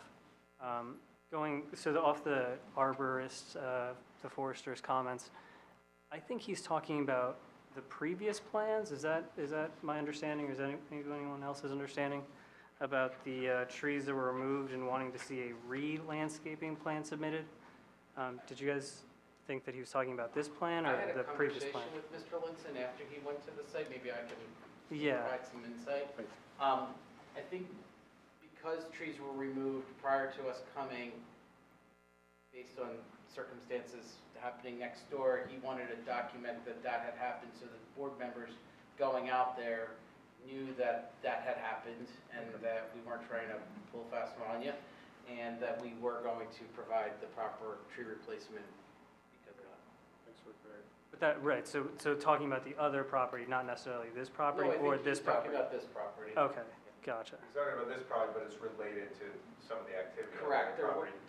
And he hadn't seen Mr. Nissum's landscape plan yet. Okay, He's also calling and hoping to see a landscape plan. I worked with Mr. understand. Winston on previous projects, many projects. Perfect, so that makes sense. And then I guess this is a question for Andy, but it has to do with this. Because this is affecting water on both properties and kind of like surrounding area, does this increase our jurisdiction over 119? Because no, not at all. So that's Doesn't still going in the impact any background, doesn't separate impact that. properties, right. But we may have 2 years over stormwater management with this Over property. this property. But I think we have it over the other one as well, don't we? Not 2 years from now, I mean, time is Right, told. it goes from the date of completion of the From improvements completion. on this property, so I can't remember off the top of my head, but Correct, yes. the other one probably still is in place at the moment. This one would be for 2 years from the date of The other one completion. hasn't completed yet. Has it? No. No, the house No. hasn't even been built yet. Yeah. Yeah, no. Right, separate issue, but, right, yeah, you're right. Neither of them have I've started. actually, this has not much to do with anything, but I've also been retained by the homeowner at 119 to prepare their landscape. Seems like the both of you are doing very well here on this street, so. Stay right there. Okay, any other questions for our landscape architect? Any members of the interested public have a question for the landscape architect? No? Okay. Dipti, anything you want to call out for this? You're pretty well covered, but anything you'd like to call out for him? No, thank you. Excellent. Okay, wonderful. I think that's the extent of your witnesses. It is. Correct? We also would offer the members of the interested public the opportunity to comment on the application if you'd like. No obligation to do so. Okay. Mr. Murphy, anything to say in closing? No, thank you for your time tonight. Bravo, excellent. Andy, what do we have as conditions for the application? 3 conditions. First is compliance with those conditions noted in the board engineer's memorandum. Second is that the board will retain drainage jurisdiction for a period of 2 years from the date of completion of the improvements. And third, the applicants will submit a landscaping plan to the city forester for review and approval. Excellent. Would you like to begin deliberations? I would. I know. Go for it. You know, we walk so many properties on the zoning board, and I will tell you, this one was the scariest. But I do appreciate backfilling that gully that you have and utilizing all that dirt, because that was the other thing that concerned me. I looked at the dirt, I'm like, oh my God, there's a lot of dirt there.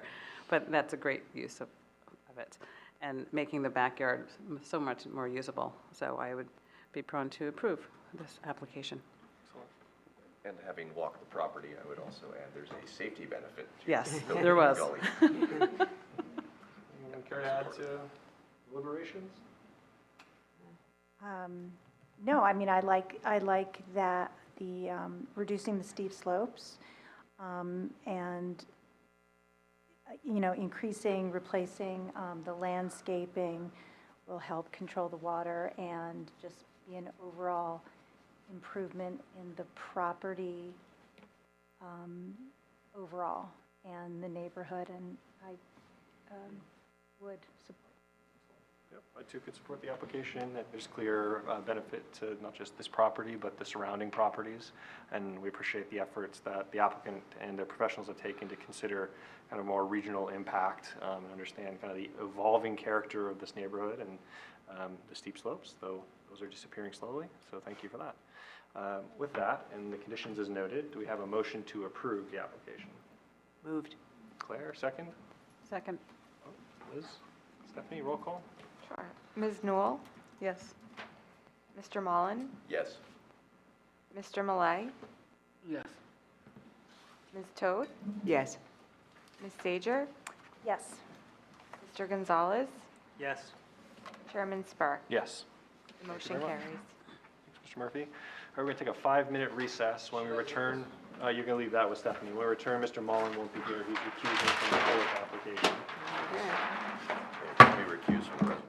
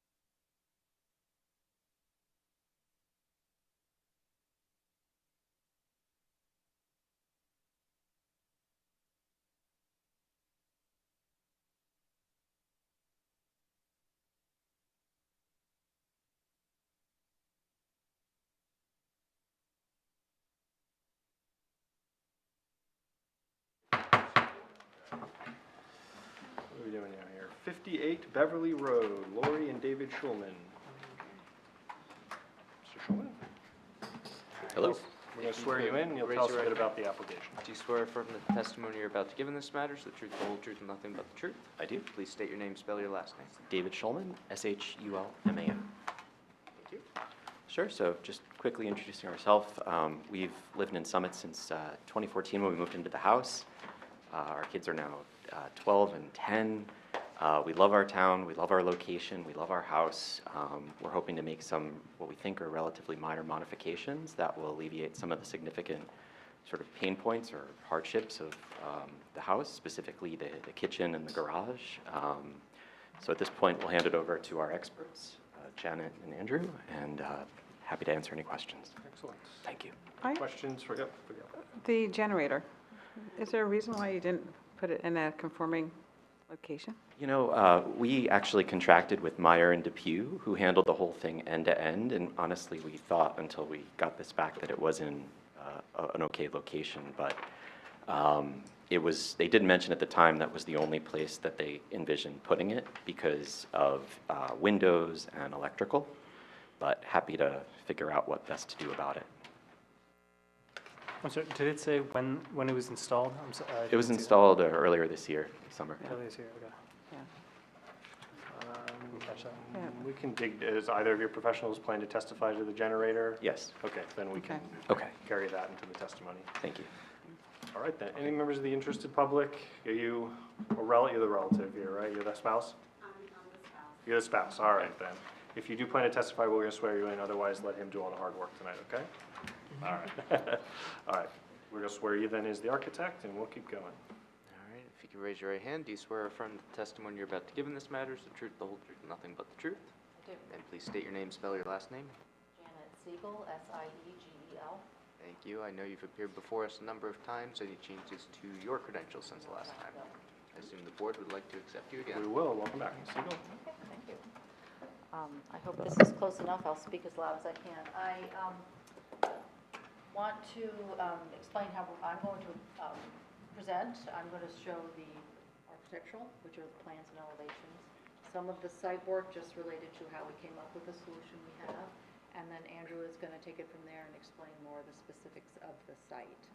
I have three pieces of, three exhibits, 2 photo boards, and 1 colored version of a landscape plan, which you have not seen. So I'll also present those tonight, and I'm not sure if I leave it with you or. Yeah, Yes. do you want to, we can mark maybe the exhibits now, just. Okay, sure, that's what I was hoping to. So I have the photo board of the existing photos and proposed 3D views. Okay, so we'll mark that A1, and then for photographs, just for the record, did you take them yourself? I did. When did you take them, approximately? Last Monday. Okay, and that fairly represents the condition of the property? Absolutely. All right, yeah. excellent. And what then else the do you have? second page is the neighborhood photos. Okay. So it's just on the street views. Mark that A2. Too. Same question, when did you take those pictures? Same time.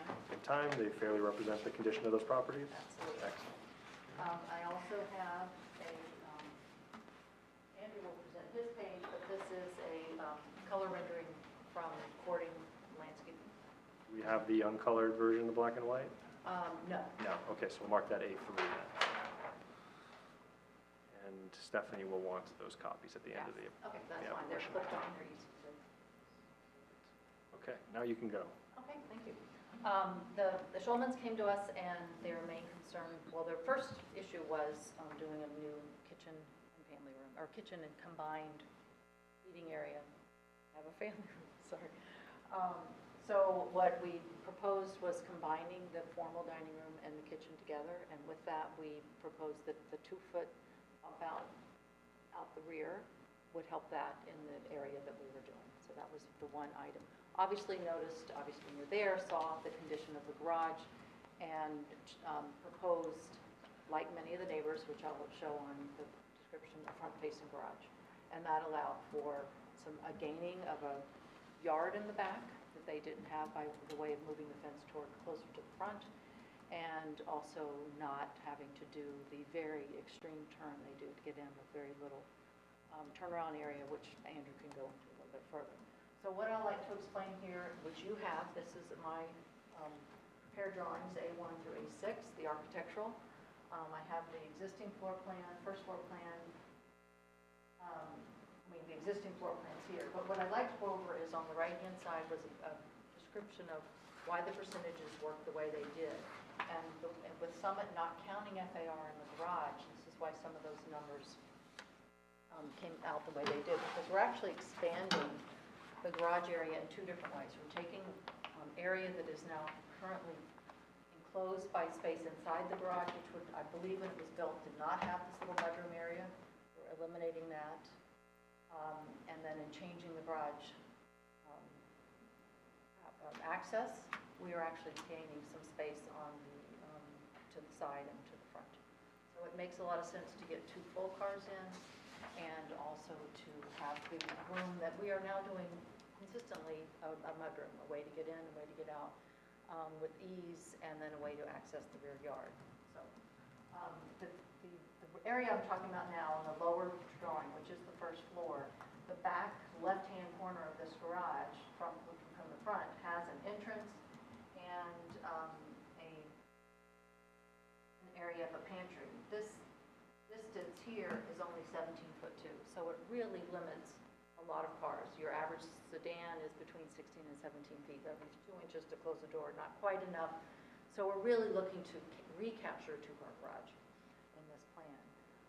With this capturing of the existing space now is a very small kitchen with a breakfast area. They chose to not go with the breakfast area, take their formal dining room, which is again following the trends that I'm seeing, is that there's not use for 2 areas to eat, and making that whole area one family space where they can gather. The other conditions on the second floor, nothing of volume on the outside of the house is changing.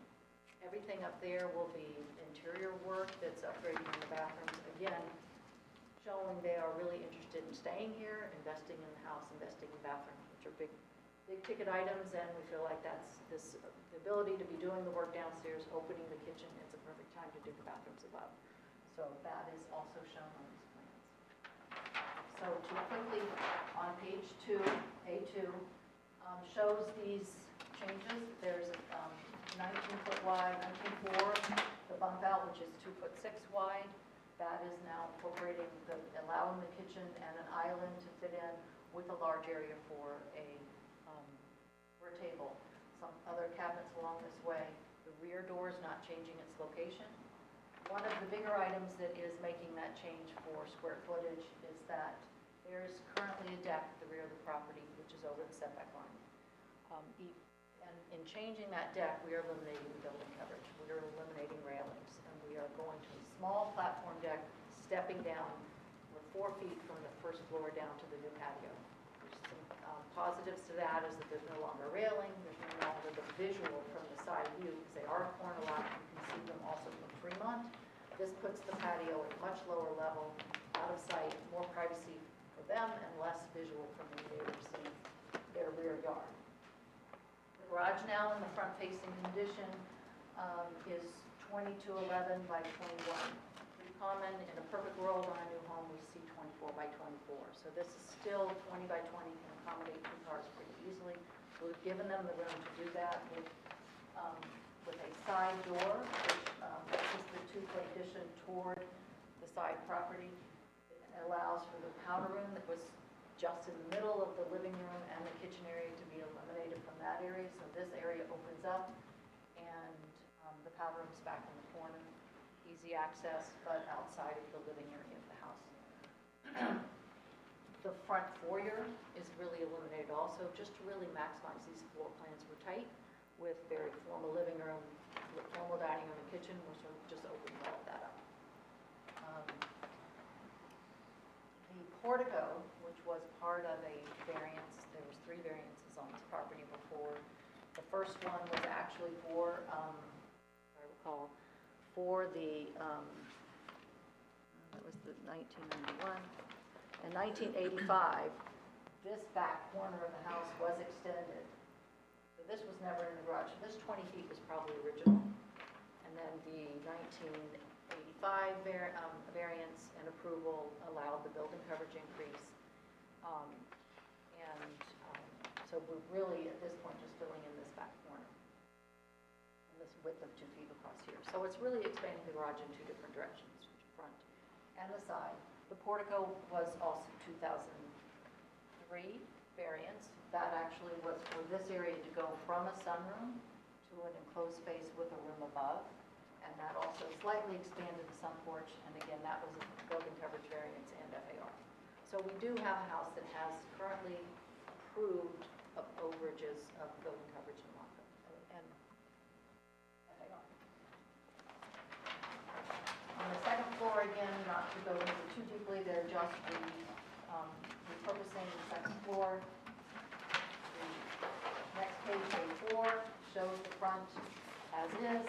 And then our proposal is keeping in proportion with the front portico, but the biggest point of that, the front portico is still proud of the front-facing garage.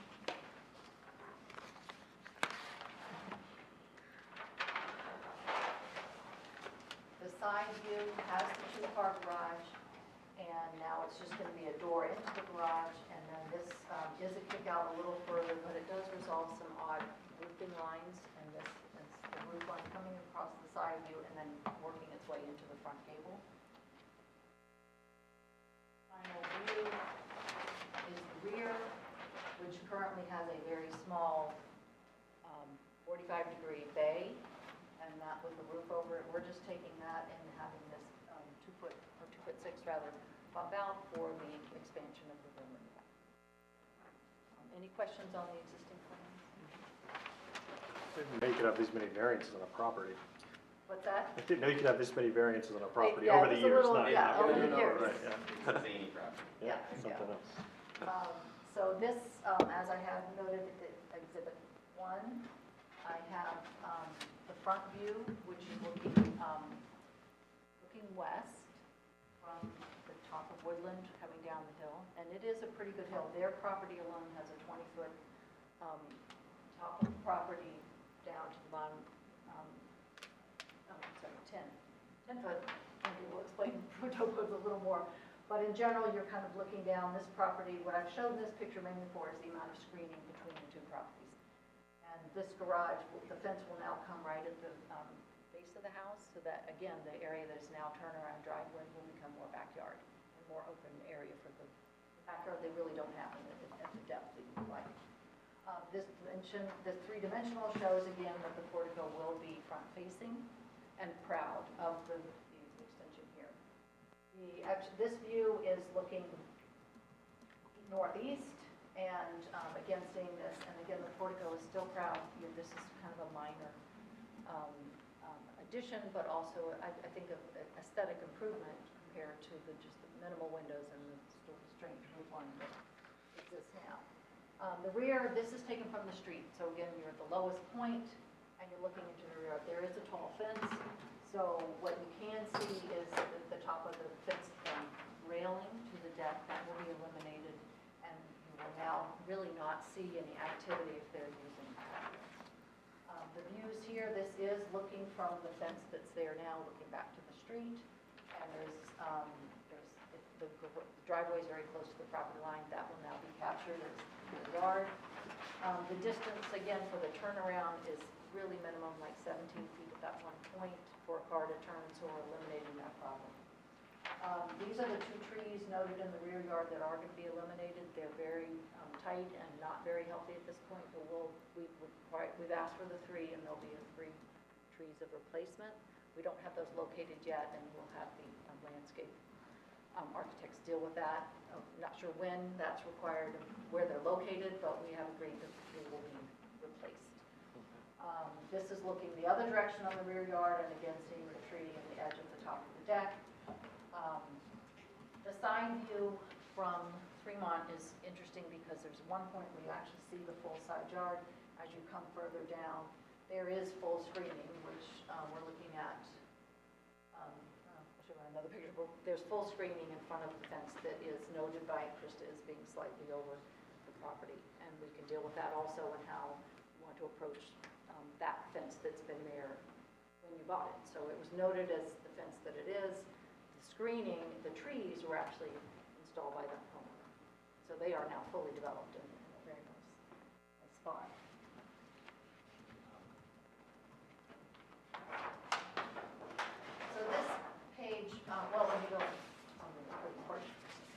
The map that I did as a study, there's, I looked at this whole area, the homeowner's property is right there. There's 28 homes, and of those, 15 are front-facing, and I've noted those in yellow. So there's a very common experience in this neighborhood to see a front-facing garage. Most of those are actually two-car garages, 4 or 1 car, and then there's one property in all here that has no garage. So garages are there, it's just where they're placed, and most of that reason that they're in the front is if you start to look at the shapes of these lots, they're not very deep. The side, they are one of the only, there's only one other side entrance garage. So the other problem is the side entrance isn't really practical, and they didn't, any of these developed homes didn't go there, just wasn't enough room to turn. For whatever reason, this property, they did think it was going to be a great idea, and it's really difficult. So with that other information on this, there's 6 of the front facing are over the 90-foot in length, and that's also the problem. Some of these that are front facing are allowed because of their width. Here, because of the corner lot, that we have a longer length in front of the house, we are getting that front face garage variance because of the length of that property. The previous resolutions that I just mentioned, none of them really address the garage. So we're kind of here after the fact. They've already asked for extra living area and the front portico, and we are here asking for the garage to kind of be resolved. It was never really a well-placed construction to begin with. The other 2003 resolution, it allowed for the 2.83 to be over. So we're really jumping from that point and asking for a 0.7 square feet. So we're adding 63 square feet of FAR. That's all we're adding, and that's part of the plus or minus with the garage and how we're manipulating the interior to add to garage, which eliminates FAR square footage. The driveway relocation and the new patio and the minor addition only add 5 square feet. And most of that is because the deck being eliminated is taking down the building coverage number. So that is a plus, that number is changing in a good way. And the building coverage is reduced by 65 square feet. FAR is increased by 63 square feet, and the lot coverage 5 square feet. So the front-facing garage is consistent with the surrounding homes. The line of the garage will not be forward of the portico. The front-facing garage will give an opportunity to more privacy on the east side of the property. The patio will be set lower. The proposed patio will be set within the setback line, which the existing deck is not. So we're making a better solution with that. And then all of these things in total, when you look at the property, it seems like a lot of variances, but these are minor numbers, and we're looking for some pretty big improvements on how they are live in the house. So the last engineering page I'll leave for Andrew to describe. So that's what I have for the, and if you have any questions for me on any of this. Only left you 1 page, Andrew? That it?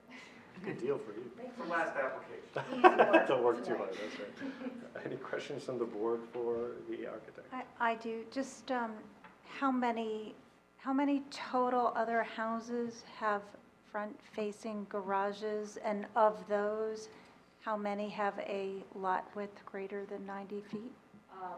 There are 6 front-facing that are over 90 feet in length. But this is a corner lot, so that's, But I'm still counting those because it was counted, and that's where we did get flagged. right, just because it's a corner lot, so that's kind of like a difficult, There's Hardship, right, would 3 be a of hardship. the properties that are corners still have front-facing garages, whether they're front or side. All of the properties when you were on, I didn't actually examine Woodland because that side Right, of the street right. is really high, it doesn't really relate. There are, as you get into the Woodland side, most of those garages are below, they're basement garages. And I have that noted to go into detail if you want to see on here. I actually have attached garage, basement garage, detached garage. There's 2 detached garages of the 28 I examined. Side entrance, rear entrance, and front facing. So that's kind of how I broke it down, just to have a a rhythm to see what's going on. But the most, the clearest way to look at that is in this map here, I think. But this garage, as it is now, is compliant for the regulations that apply to it at this As point? Yes, yeah. The only options you would have on this property would be to go to the side. There's not enough room at all to make the full turn. But I would argue that it's really not enough to make the side turn. If you were designing today, Andrew will back me on this, 28 to 30 feet Okay. to make that.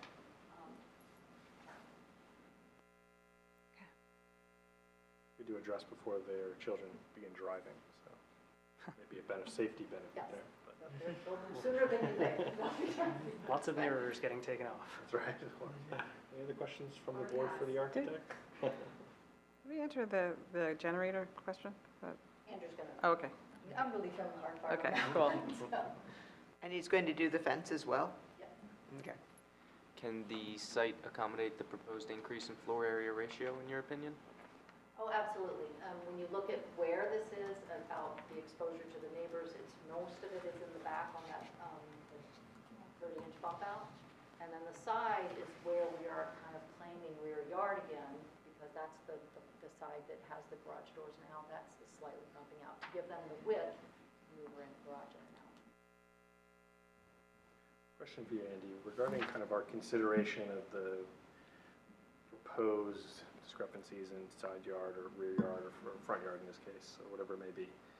Is the appropriate point of reference for us in this application, which has existing variances approved on the site, is the point of reference the existing non-conformity that has been approved through the variances, or the bulk requirements? So technically, you're looking at it as a standalone variance request for the full percentage of what they're asking for. Realistically speaking, we know that it exists in its current state with relatively minor increases, so that can factor in your determination. And we can factor in kind of how suitable those variances that were requested have been accommodated on the site in the neighborhood. Yeah, for example, in asking about whether the site can accommodate a proposed increase, you know, if it can, obviously it's been accommodating the existing condition for quite some time, you wouldn't really ask to compare it to something that complies. Right, okay, excellent. Can I ask you a question, Andy? So this non-conforming fence in the right-of-way, for example, if we were to approve a variance for it and then sometime in the future the city said, oh, we need to put a sidewalk there, would an approved variance preclude the city from putting a sidewalk there, or could the city then say, okay, you have to move the No, because fence? the city has a right-of-way over that area. No matter what. They have the ability to say, get that out of our property. Right, so we you know, could it's- approve it. I don't think Can we? Krista is suggesting I that didn't we're think we even could. approving it tonight, because Oh. it's not, you know, it's in the right-of-way, it's not something that we would grant a Not for us variance to approve, for. right. Oh, it's not for It's us to something approve. that if The governing we, body. and I don't know if the applicant plans to remove it as she's suggesting there, but it's, you know, something we can leave for the city. If they want to keep it there, they would have to apply to the city council for approval, or otherwise they can remove it per her suggestion. We would plan to apply to the city council for the exception. That fence has been there at least 10 years before we moved in. Trees are well situated. Mr. Clark, do you want to come up and bat away all the flies that are swatting around this thing? Yeah, what do we got? Fences and generators. Tell us. And I'll just note for the record, Mr. Clark was previously sworn in the prior application. His credentials as an engineer were accepted at that time. I'm still under oath. Yes. So a few things, just to jump on to what the current discussion is. Krista, in her comment specifically related to the fence says, as I think was summarized, the non-conforming fence must now be removed from the right-of-way unless the board chooses not to object to the fence location, in which case the applicant must then submit an application to the Common Council to retain the non-conforming fence. Which I expect that if that's the way it went, they would have to go in front of the Common Council and present, the fence in its location and request that it be allowed to remain, I expect the council would put similar conditions or caveats on if they chose to let it remain, such as, well, if we, at some point want to utilize that space for a sidewalk, we're going to retain that right, of course. So I think that's, the common council is really the point for that, provided this board doesn't outright say, no, we object. Correct. I would say in certain circumstances, and it's for the board to deliberate upon, these instances of nonconformity, resolving them can be looked favorably in weighing kind of the benefit of the application. We can, though, choose to ignore it, and you can run the risk of leaving the fence there, and one day, I wouldn't say the mayor or the city administrator or somebody coming down there and saying, get this thing out of here. That's a risk for them to run. It's not for us to resolve. Yeah, I mean, in truth, there are a number of instances I've run into Summit where there are lines of well-established arborvitae that are certainly within the right-of-way, as long as they're not blocking the sight distance and there is no plan for a sidewalk. In many cases, that's allowed to continue. Maybe to that point, does this fence impede views and Right. So, create an unsafe condition? In support of retaining the fence in its current location, I think that it serves a couple of purposes. One is it's been there for a while, and there's a little bit of utilization for the yard, but there's also a well-established arborvitae row hedge that's right on the street side of that fence, which creates wonderful screening for the property, both for passersby and for the residents of the property. So I think there's a strong advantage to having it there, notwithstanding the need for a sidewalk at some point in the future. So I think it would be best if it remained. I think there's a good case for it to remain. I think there's an inherent benefit that's there. It's not impeding the sight distance from the intersection at all. It's far enough back that it's not affecting the sight distance at all. Those would be my comments and opinion about the fence and the related landscaping that's there. I think there's a fundamental benefit that's in play. And if the board wasn't opposed to it, I think it would make sense to then approach the council and see if they allow it to remain. With regards to the emergency generator, I can't speak to exactly how it got in that position, but from a practical standpoint, having surveyed the property and walked the property and reviewed all of that, I can understand how it ended up there. It's even possible the contractor may have not considered the setback. They were looking at the house. And I can't say what their knowledge is or isn't of zoning and setbacks, but when you look at where it is, it seems to be in a logical place in the field. Now, I understand it's not in the right place. I don't think they could have put it where the air conditioner is. And I guess that's really where the discussion goes is, well, okay, here's where it is. It's not allowed to be there without variance relief. What's the argument for keeping it there or moving it? In order to move it, I think you would have to move it to the vicinity of where the existing air conditioner unit is, and we're slightly relocating that. So you'd have to put it almost between the bump out and the air conditioner for it to be in a conforming location.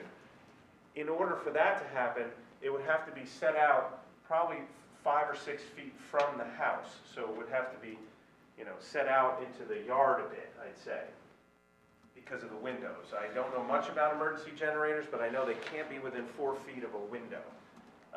And there are windows in this stretch of the house, but there is not on this extension that was made. Do you know where it was supposed to be?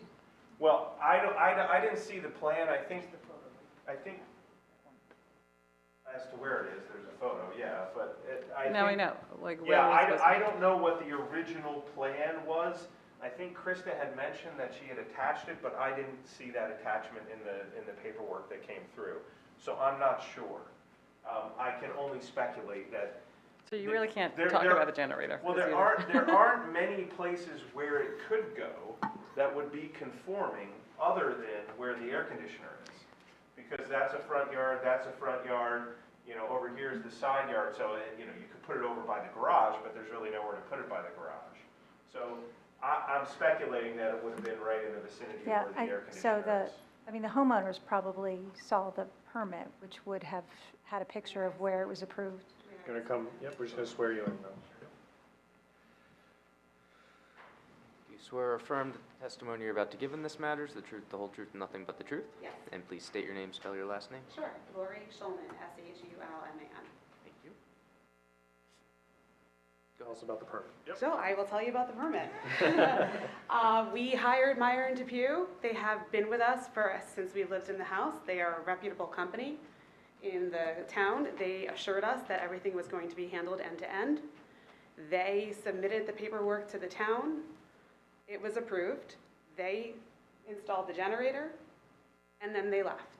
And we were under the understanding that everything was settled, and that was that. We have, I think you can tell that in the 8 years that we have lived here, we have not done anything major to the house. We do not know about permits. I'm sorry, okay? If this was an oversight on our part, I apologize, but this absolutely was not meant to trick anybody or try to get around doing anything. I wish we had people here to testify that we are absolutely by the book individuals. We do not try to So until now. pull a fast one. We had no idea. Until now, you didn't even know that the permit had never been closed We had no out. idea that the permit had never been closed out, and we had no idea that the generator was in the wrong spot. As far We as far as we trusted know- Meyer and Depew. And like logically, like when you, it's like right behind the family, like it's behind the house in like the bottom back corner where almost every generator I've seen from family and neighbors is kind of stuffed in the same place. We have an across-the-street neighbor whose generator is right smack in front of their house. We have no problem with it. They're the kindest people ever. But their generator is right in front of the house. Ours is not. Ours cannot be seen from the street, as far as I can tell. That you have the said, screening. please understand that we did not do this deliberately. I do have a question though, because it happens when you have somebody come out and give you a quote for anything. Did they tell you where they had the intention of installing it? Okay, so that's, I think, what we're trying to get And we even to. removed a tree to get that installed. But like I said, we were under the impression that everything had matched up. Which is fine, I totally, I'm not questioning Yes. that you did anything wrong here. And for all I like, understand, with I think- malicious intent, tried to put the Right, right, generator right. where it wasn't supposed to go. But where did you believe it was going to go before it was placed in a place where it's not? I don't remember. I I was mean, gonna say, like, I'm just going off of memory here, but I believe it was kind of in that space, like, around the corner from the house. But, like, I'm vague as to whether or not it was, like, near the family room or, like, behind where our, like, living area was. It was in that general vicinity. It was gonna be to the side of where the air conditioner was, right? So it might be off by like 10 feet, I don't even left know. or It's right, off but by- right. It might be off by 3 or 4. Okay. It's not, I mean, clearly the people who installed the generator read the survey and thought they were putting it, I would think, thought they were putting it in the right spot. I would think, I would assume. And as far as you know, the non-conforming, from a variance perspective, or a zoning perspective, location is the only reason why the permit is still open. Is that true? No, we did not know that the permit needed to be closed. Okay. I just want to make sure that it's not in an unsafe condition, unsafe location. It doesn't appear to be in an unsafe condition, as I said before. It seems to be in a logical location to me. I think the only thing that would be missing from its current situation would be some better screening. So if we were here, just proposing this generator, and this is the best location, we'd like to put it in a conforming location, but there's windows and it would be in our yard, we'd like to put it here, it's non-conforming, I would submit that it's in a location that's doing no negative impact to any of the neighbors or the passersby, especially with the screening that I described out on the road.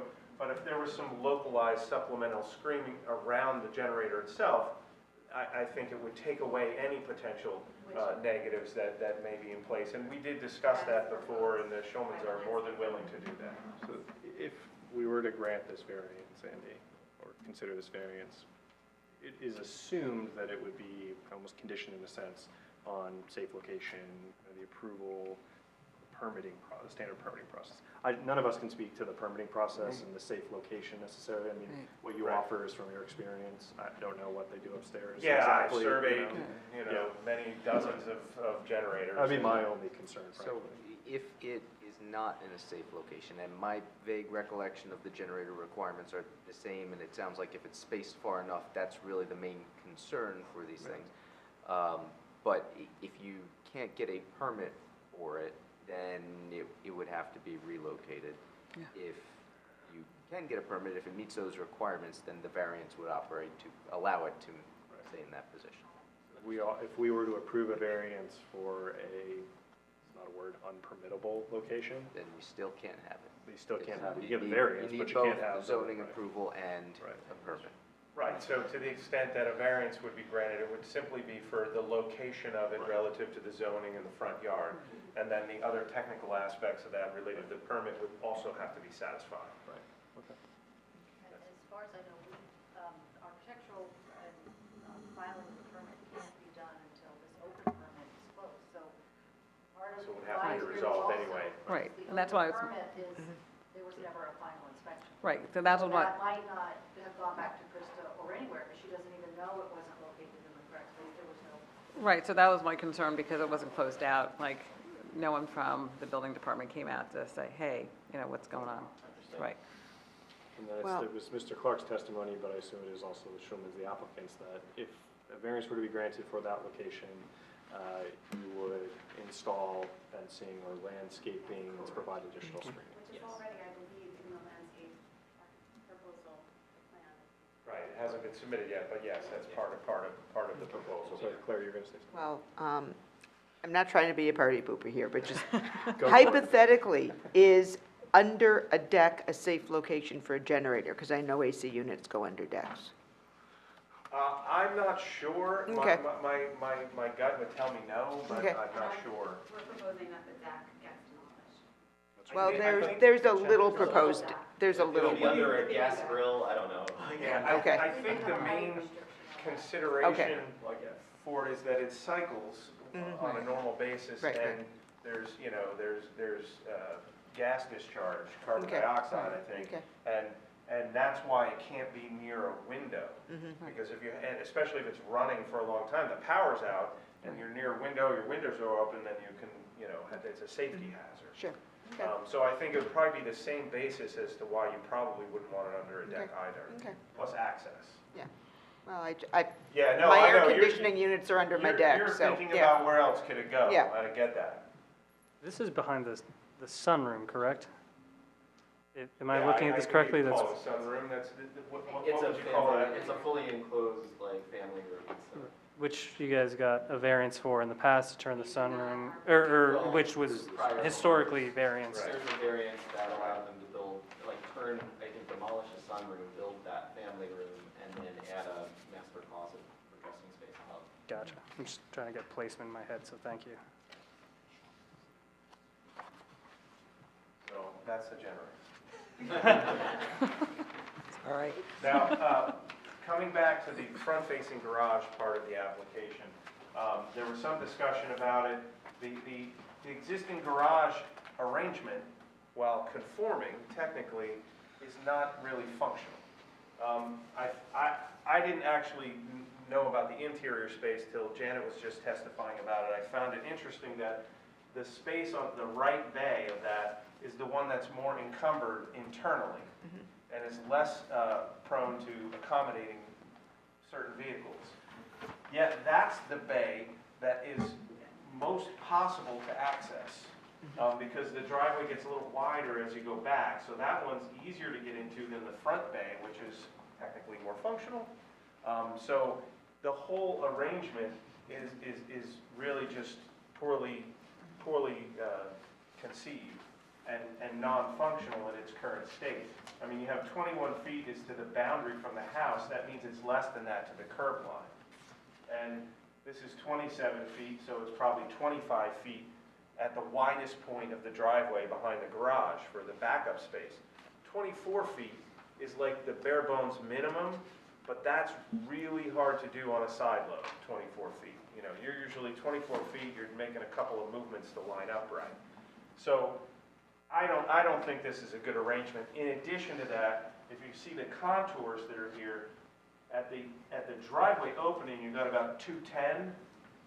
208.5 is the garage elevation, and there's nothing really stopping street water if you get a heavy gutter flow from coming down that driveway. So in addition to not being terribly functional as a garage, it's also inviting water issues by virtue of the topography that's there.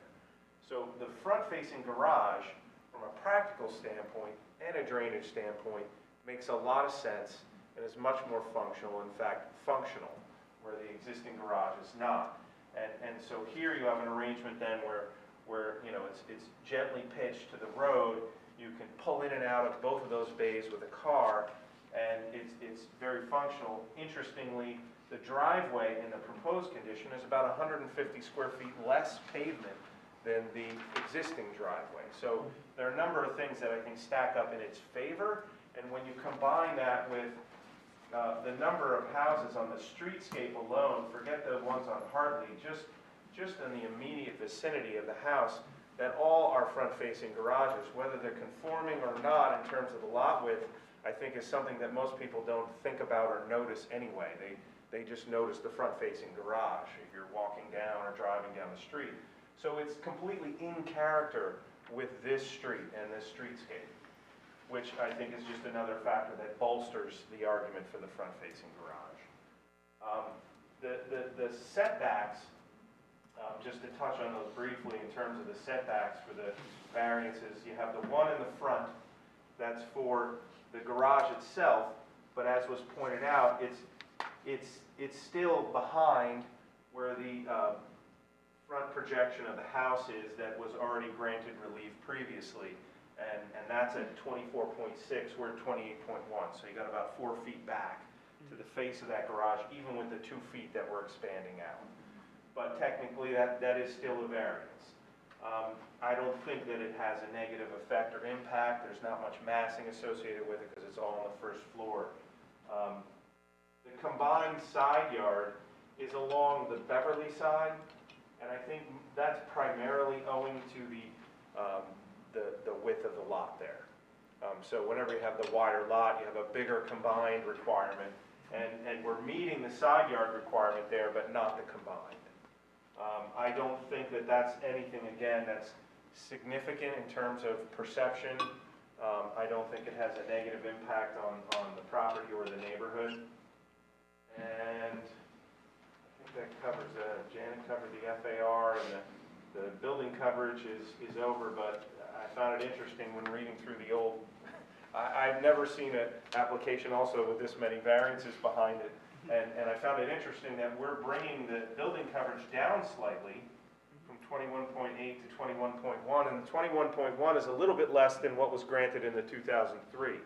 So all of that feeds back to the question before, which I'll just weigh in on about the FAR and can this site support the FAR. I think it's clear that it can from a number of pointers that are there. One of them is the building coverage, which we're bringing down and has been in place and had variance granted previously for that. And the other is that the lot coverage is conforming. I think we're going up 5 square feet. So, you know, in the net trade-off on all the spaces, when you're within the lot coverage, I think that's a big indicator that there isn't really going to be a lack of support for that FAR, which is a minor increase at that. So I think that touches on all the main points that I think I needed to, and I'll field questions. I was a certified planner, but a pretty good job there. I've stayed at a Holiday Inn Express, right? That's right. Any questions for Mr. Clark on his engineering testimony? Anything you want to flag? Just want to add or ask further testimony regarding that additional width for the driveway. Right, so the purpose of that width, anyone who has a driveway arrangement like this and kids who are starting to drive can understand that once you get past 2 cars, you start to get into a jockeying and maneuvering situation. So the intent of that extra space is to have the ability to park a car in the driveway and not block the garage, so that garage can still be utilized. So, you know, once you have that 3rd car with the new driver, you got to deal with that. So that's the idea behind it. And it is 30 feet wide. It's wider than permitted. Without that, though, you're basically parking behind the garage and then jockeying and parking cars out in the street more frequently and so forth. So that's the basis for it. I think there are a couple of properties in this stretch that also have similarly wide driveways. It's not uncommon. A lot of times I've started designing new houses and driveways to have that feature, because I found that if you don't have it, 2, 3, 5 years later, they come back and widen that driveway out because it's a necessity in a lot of cases. Sorry for the image of teenage drivers, by the way. Sorry about that. Yeah, I have two of them. Any other questions? Anything else you want to flag? Sorry. No, it's fine. I just wanted to have the clarification that you would need a variance for that, is that?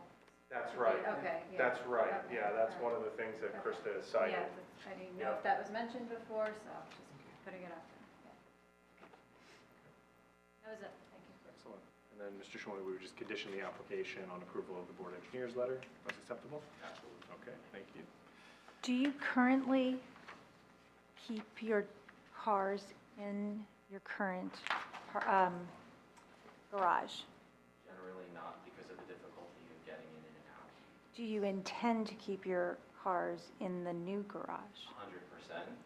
Especially with what's been happening with break-ins. We had police on our street just a week or two ago, break-ins, so we absolutely will be keeping our cars on the garage. That's the plan.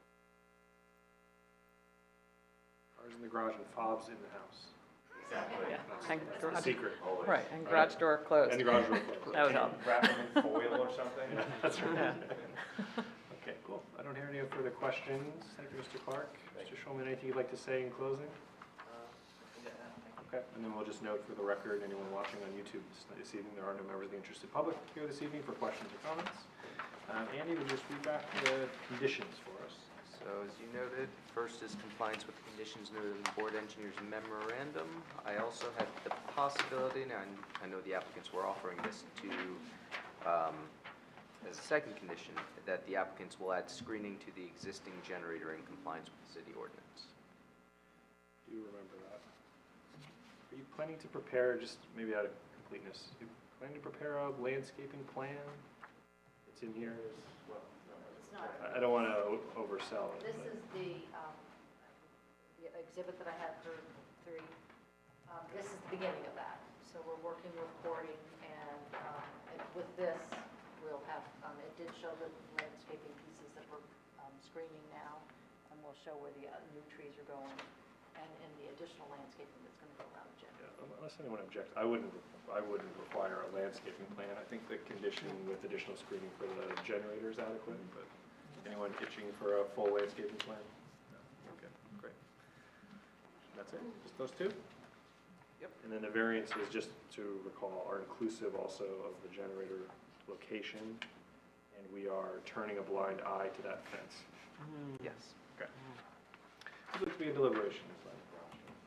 We're getting light on our side here. Mr. Malay, thank you.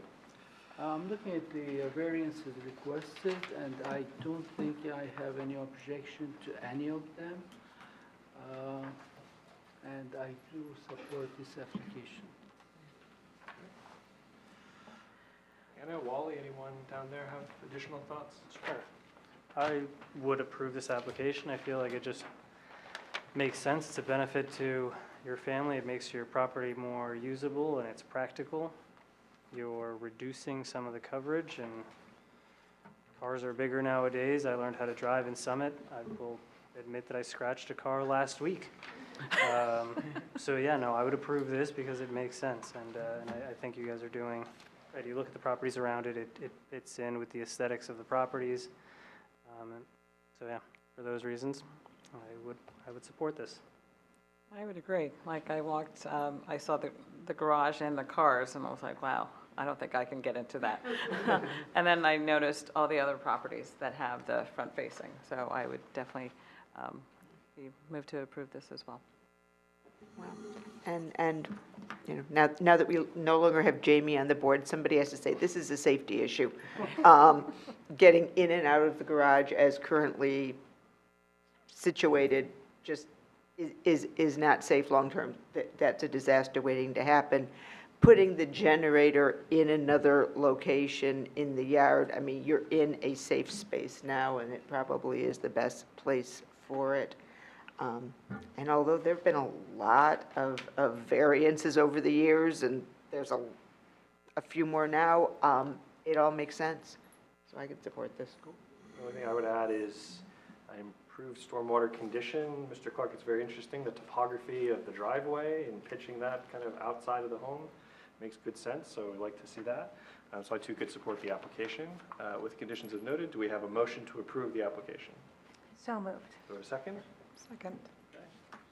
Stephanie, you give us a roll call? Sure. Ms. Newell? Yes. Mr. Mr. Mullen left. Mr. Malay? Yes. Ms. Toth? Yes. Ms. Sager? Yes. Mr. Gonzalez? Yes. Chairman Spur? Yes.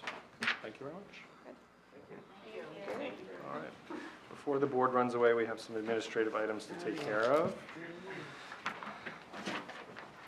Stephanie, you can run us through what, resolutions first, then we have a set of minutes? Sure. When you're ready. Okay. The first resolution for memorialization we have is 6 Essex Road. This is ZB 22-2148. Our eligible voting members are Chairman Spur, Ms. Newell, Mr. Mullen, Mr. Malay, Ms. Toth. Would somebody like to move that one? So moved. Second. Who will we go with for the second? Mr. You can give it to Mr. Malay. Okay. Okay. Chairman Spur, Yes. Ms. Newell, Yes. Mr. Malay, Yes. Ms. Toth. Yes. So moved. Okay. The next one we have is 18 Pine Ridge. This is ZB-22-2151. Our eligible voting members are Chairman Spur, Ms. Newell, Mr. Malay, Mr. Mullen, and Ms. Toth. Would someone like to move that? So moved. Second. Okay. Chairman Spur, Yes. Ms. Newell, Yes. Mr. Malay, Yes. Ms. Toth. Yes. Okay, the motion carries. The next one we have is 79-105 New England Avenue. This is ZB-22-2153. Our eligible voting members are Chairman Spur, Ms. Newell, Mr. Mullen, Mr. Malay, and Ms. Toth. Who would like to move that one? Moved. Second. Okay. Chairman Spur, Yes. Ms. Newell, Yes. Mr. Malay, Yes. Ms. Toth. Yes. Okay, this one carries as well.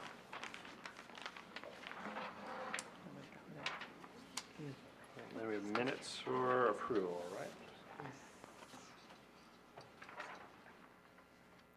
Are we going to do a voice vote for the minutes, or should I do a roll call vote? Andy can decide.